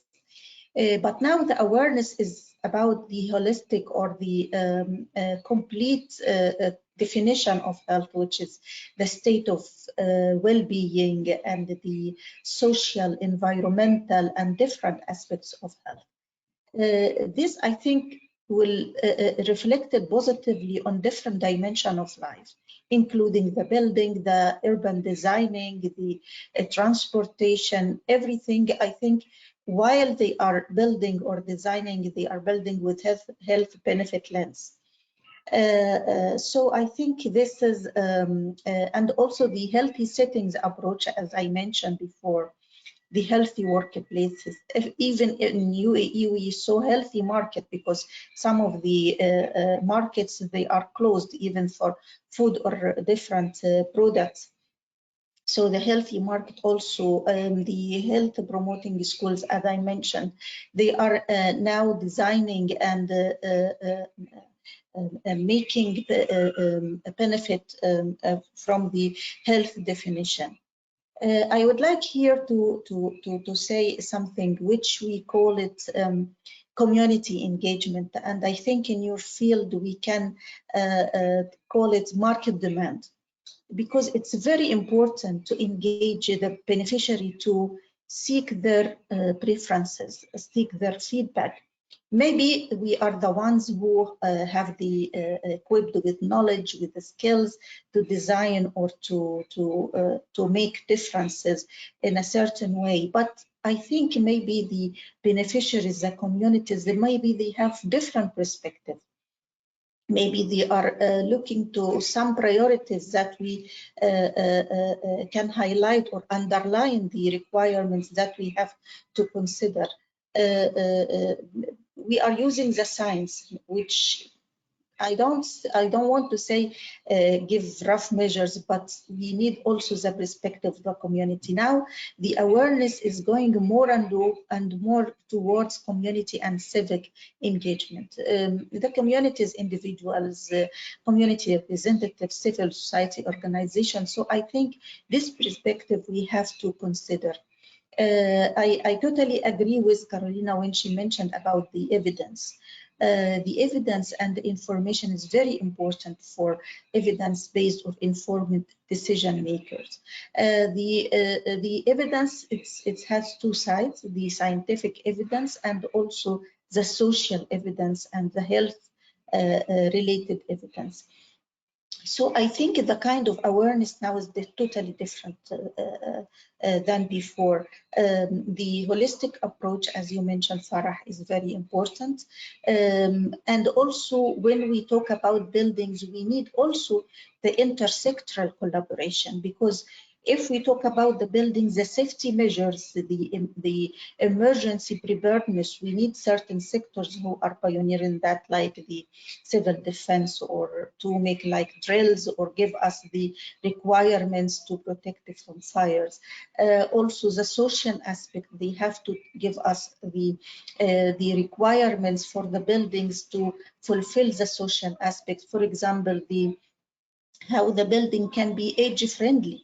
Because when we talk about the buildings, we need to serve the people from pediatric to geriatric, from the childhood to the elderly, because the people who will live, who will use, who will entertain in the buildings, they can be at different ages. So the social aspect of different age groups is very important. Even I saw in some workplaces and the shopping malls, even the lactating women, they are dedicating certain places to encourage breastfeeding. They have having like dispensers that can dispense the diapers for the neonates. So I think the social aspect is very important. Also the economic factor, it can be with all the criteria we have mentioned, it can be affordable to different groups, because some people will benefit from the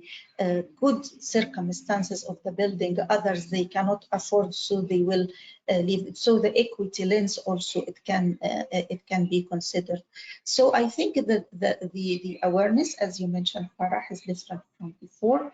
The health with the mental and physical health, the well-being dimension, the safety, the importance of community engagement, the importance of the multi-sectoral action, the importance of evidence, and also we can use evidence not only for the initiating the buildings, but also the kind of restructuring, or because we have now emerging diseases and emerging certain circumstances, so we have to adapt ourselves to cope with the emerging situations. So this is from my side, and over to you.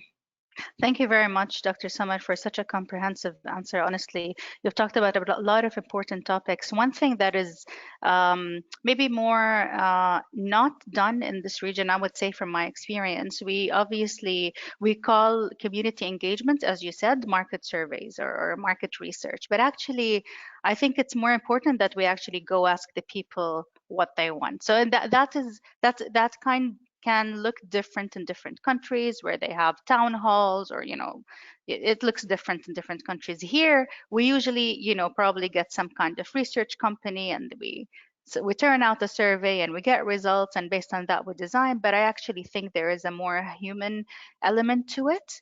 And as you said, those surveys might not reach people of various ages, various needs. So I think that is extremely important. How do we make sure that we are actually designing for the people and ensuring that their health and safety?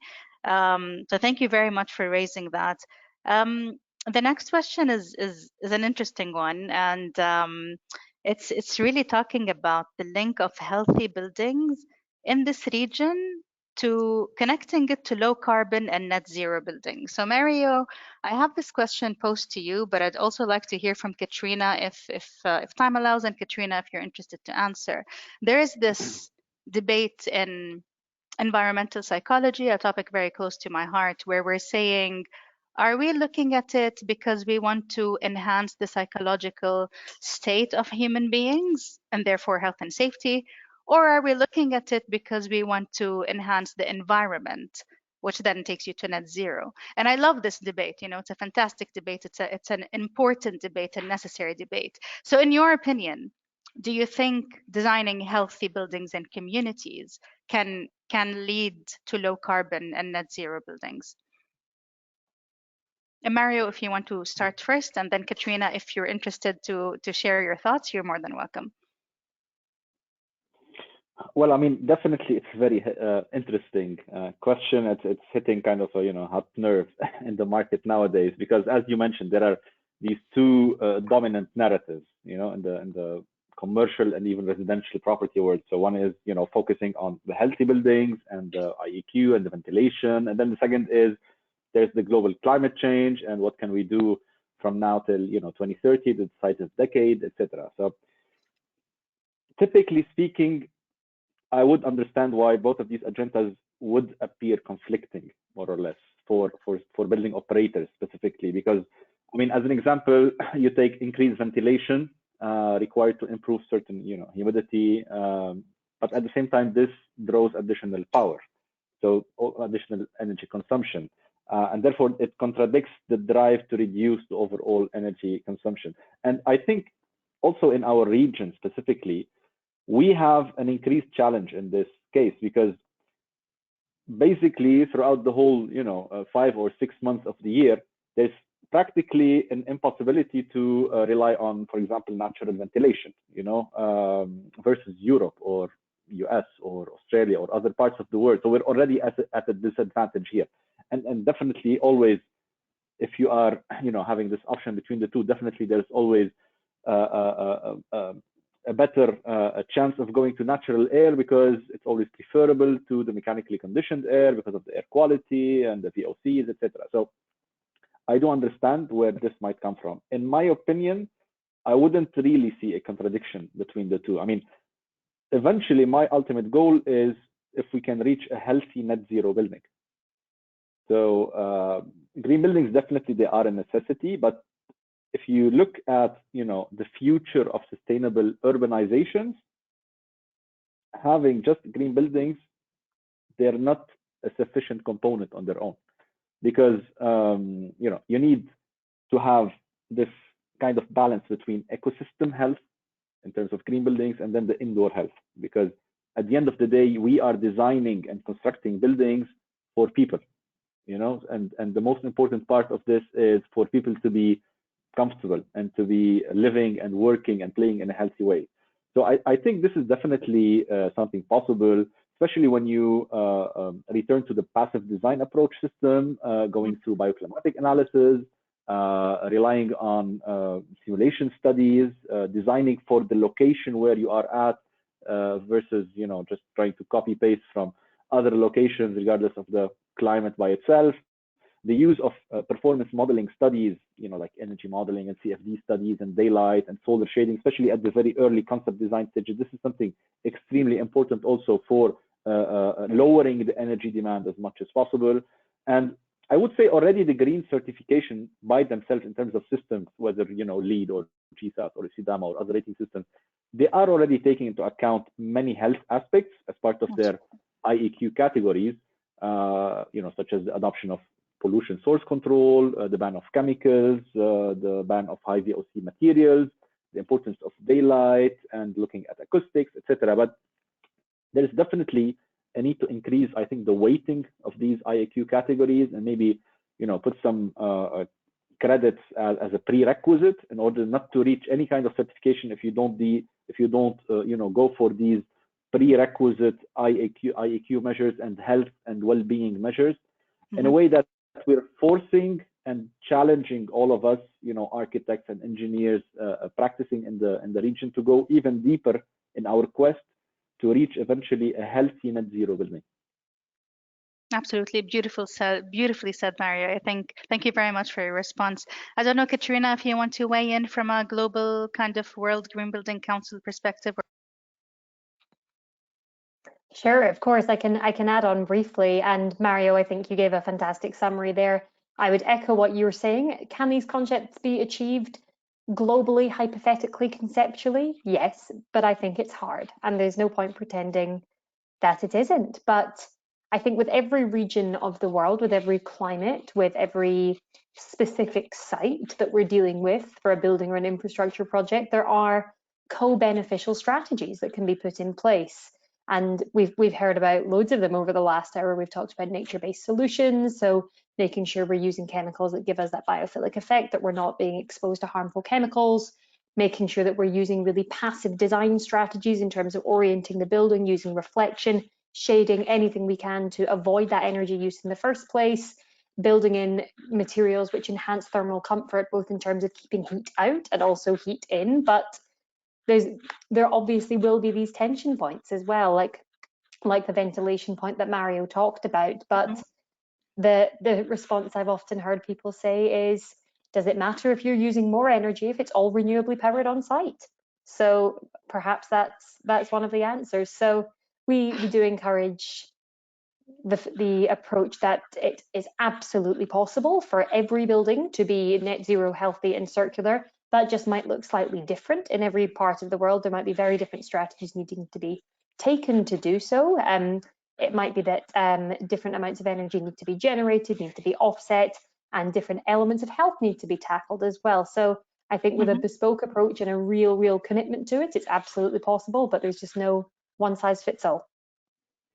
Thank you very much, especially, you know, for basically emphasizing that context is everything, right? So as you said, not all net zero healthy buildings will look identical across the world. Culture and climate play a huge role. So thank you both, Maria and Katrina, for answering that question. We have around 10 minutes left, and we've focused a lot on new buildings, and I'd like to take a step back and look at actually our existing stock. So Sagar, if I can ask you, you know, we're obviously developing really fast, and the building stock is increasing, but there are, you know, a significant number of existing building stock. How do you think we can do proper maintenance or retrofitting programs, which are obviously, you know, focused on energy efficiency, but also how can we make sure that we're prioritizing health and well-being within our retrofitting schemes? Absolutely. This is the second challenge which all industry people will be facing. that we are developing a beautiful green building or sustainable buildings which are coming in future. But what about the 90% of the building stocks which are already developed? How should we touch that? How should we retrofit that? So the drive has come into picture about retrofitting of the existing building which has been built for last probably 200, 300 years. And here the challenge comes. The climatic conditions, the requirements, the intentions which have been built. So here we are also working on a lot of retrofit projects on hotels, on residentials, on malls.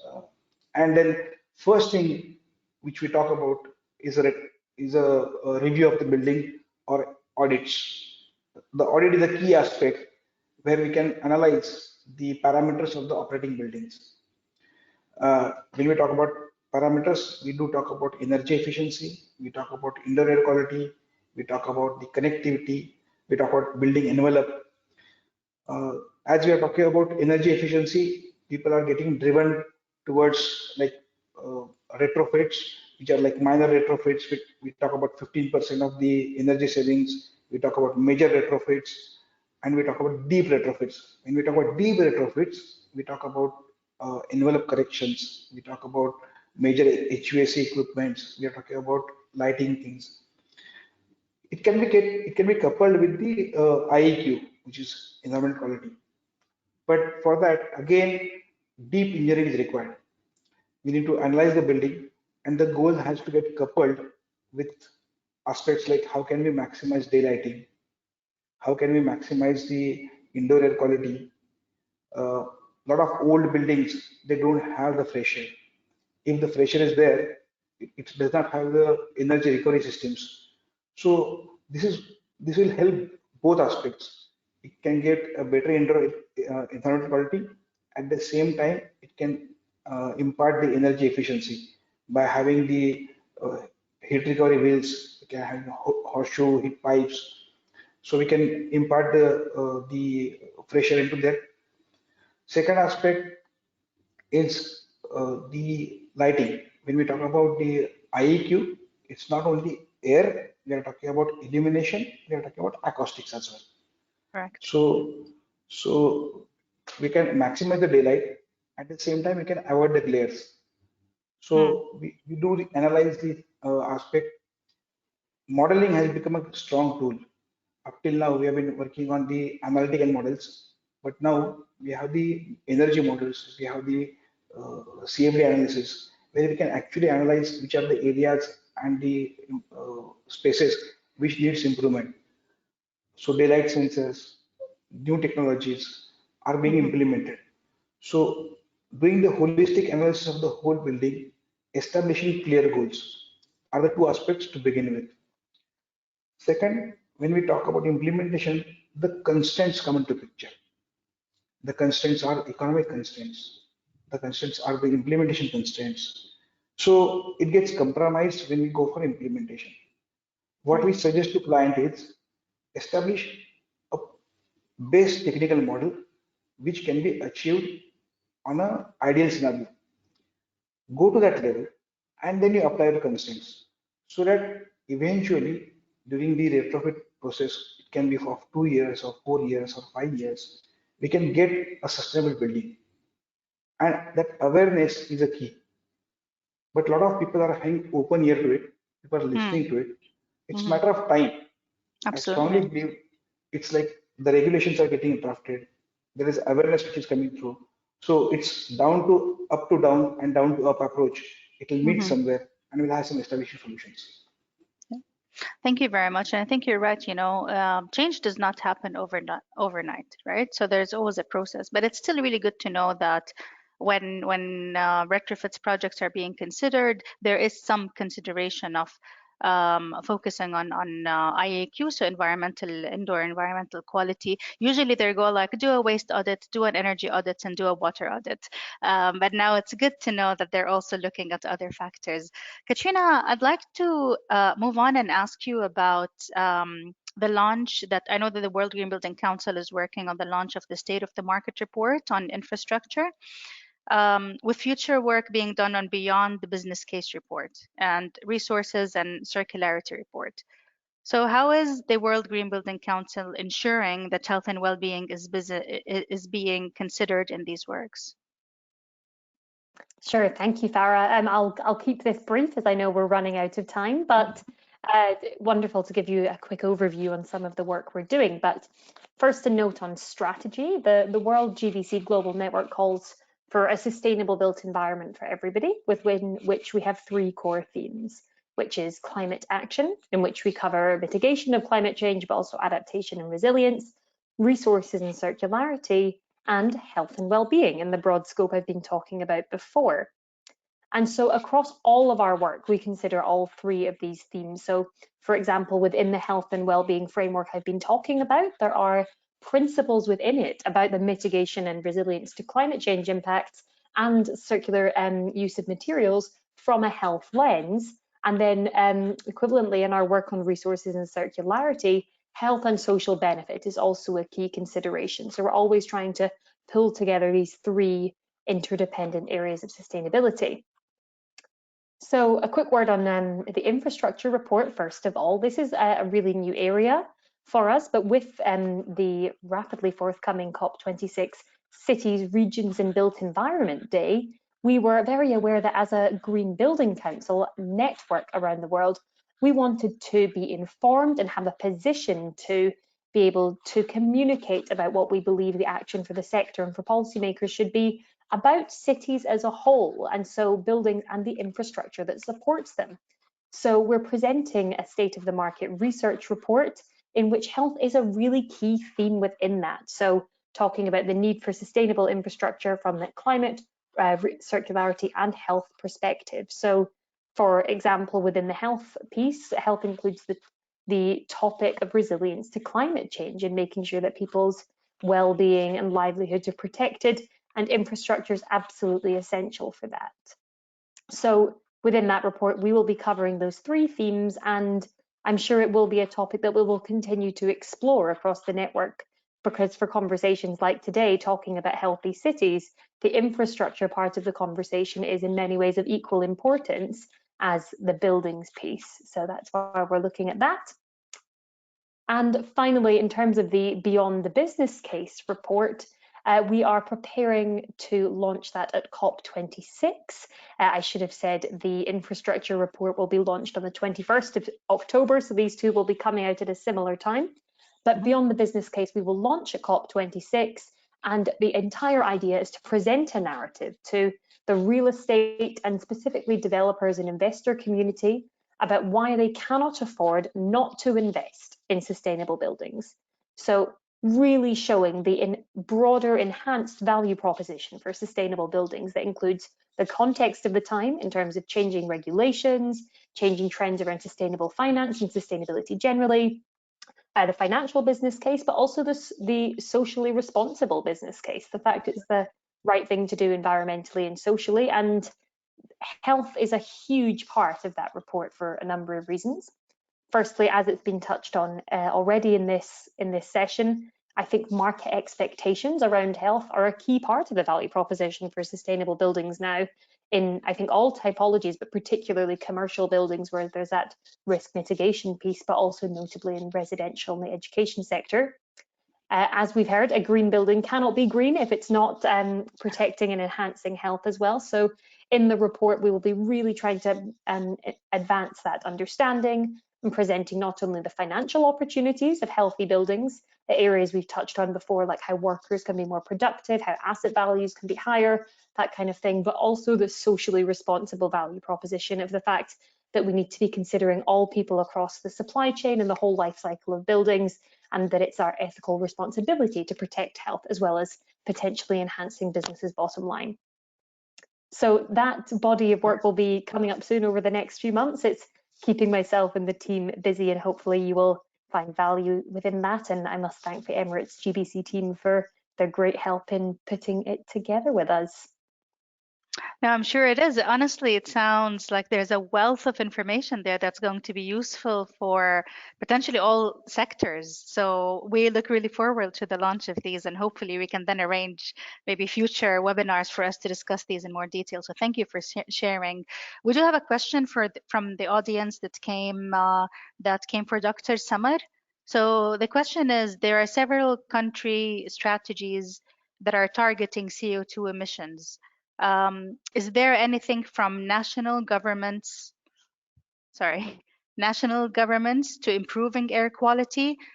So I guess the question is, we're focusing a lot on carbon emissions. However, from our experience and the countries that you've worked on, have you seen more policies or focus on improving air quality? Thank you very much, Farah, for this question. Actually, our environmental center in Jordan, in WHO, Jordan, we call it SIHA, the Center for Environmental Health. They have working closely with member states on such problems like air pollution, the CO2 emission, the environmental health. So they are following. We have regional strategies actually, and we provide technical support to countries to adapt the regional strategies or even the global strategies if it exists to adapt to their local context and circumstances. So work is going on. We have the guidelines. We are supporting member states or countries of the region to adapt them, and also to advocate to policymakers about the importance of having a political commitment to work on that. And we provide capacity building activities and any related support from our side. Over to you. Great. Thank you so much for this answer, and I hope this answers the audience question. I know that we ran out of time. Jason, don't kill me. Can I just give 10 seconds for each one on the panel for a take-home message, like takeaway message? And again, I'll start. I mean, thank you very much for the very engaging conversation. I obviously really enjoyed it. I hope everyone on the panel did, and our audience also found it beneficial. But if there's one key takeaway from our discussion today, what would it be from your perspective? And I'll start again with the order of the people appearing on my screen. So Katrina, you're the first one. What would you like to end with? Sure. I think a reflection from the last 18 months for me, and I think something that reflects probably how we all feel, that we all really understand the impact now of our home and our built environment and the fact we want to be in nature, on how that affects our mental and physical health. And I think this conversation on healthy cities and buildings is moving into a future place where it's no longer a nice to have, but it's becoming an expectation. Thank you. Thank you very much, Katrina. Sagar? Yeah, we are talking about development and millennium goals were established in 2000. But monitoring and controlling of these goals were challenging. Right. In 2015, when we got digitalization, as we are talking about fourth industrial revolution, where we are able to monitor the whole performances on digitalized platform, and we are able to control. So I always say that the things which are monitored and measured can be controlled. The building aspects are getting changed from a regular maintenance, from preventive maintenance to a predictive maintenance. So we will urge all the building operators and tenants to map their performances on the platform. There are various platforms available, and get them corrected to a better levels. Thank you very much for this very important message, and I hope that the audience, listens and implements this. I think it's extremely important. We can't fix what we don't measure. Mario, any words from your side? Well, two things. I want to stress again on the importance that in the future there should definitely be, a stress over going for a healthy net zero building. So let's keep this in the back of our head always whenever we are designing and operating and constructing any kind of building. And the other thing is that, also talking about, the last 18 months, I think it's important for all of us to rethink the way that we are living and working indoors. So whether it's individuals or architects or us engineers, whether it's companies or governments, we really all have a responsibility to do everything that we can to make sure that our homes and our offices, they're healthy places to live and to grow up and to work in them. That's it from my side. Thank you very much, Mario, for this really inspiring message. And finally, Dr. Samad, any last words from you? Thank you very much. I would like to mention that as a take-home message, health is not the responsibility of health sector alone. Health sector will come at the end whenever there is morbidity or prevention of disease or any other risk factors. Health is a responsibility for all. And here I would like to echo what Mario mentioned. We have all to think about healthy cities, healthy settings, healthy workplaces. So because this is the platform or the dynamic that all the sectors can work together, the architecture, the safety, the environmental, even the transportation to and from the buildings, whatever they are, schools, workplaces, homes, houses, entertainment, shopping malls. So I think this conference is an evidence about the importance of all the sectors to collaborate together for health and well-being. And as I mentioned, we are aiming, we have a vision in the WHO in Eastern Mediterranean region, health for all by all. Thank you. Thank you so much, Dr. Samad. What an empowering message to end this session with. We are all responsible, we are all accountable, and we're all empowered to make these changes in our own disciplines to obviously to impact well, Earth and everyone's health and well-being. Thank you very much for your time. Jason, I ran over time. I'm sorry about that, but over to you. Thank you again for all the panelists. Thank you, Farah. Thank you, Farah. Thank you, all panelists, as well, for this wonderful and delightful discussion that we had on healthy cities. And just drawing from what Dr. Samad just said towards the end of the statement as well, and from our previous discussion on circular cities as well, is the Emirates Green Building Council exists as a platform for all stakeholders to come and collaborate and talk about promoting sustainable cities. And of course, with the stark report of the IPCC that just came out, it's not only that we should be doing it, but we must be doing it. There's no other way that we can go about in this living on this planet without considering healthy cities, net zero cities, resilient cities, sustainable cities. So with that, I would once again like to invite everyone for our in-person Congress, which is happening on the 2nd of November. Please do register directly, and we hope to see you in person. So thank you once again. And in the lead up, we will also be hosting another webinar on net zero and resilient cities on October 19th. Please do register for that as well. So thank you, everyone, and have a good day. Bye-bye. Thank you. Thank you, Jason. Thank you, everyone. Thank you. Thank you. Thank you.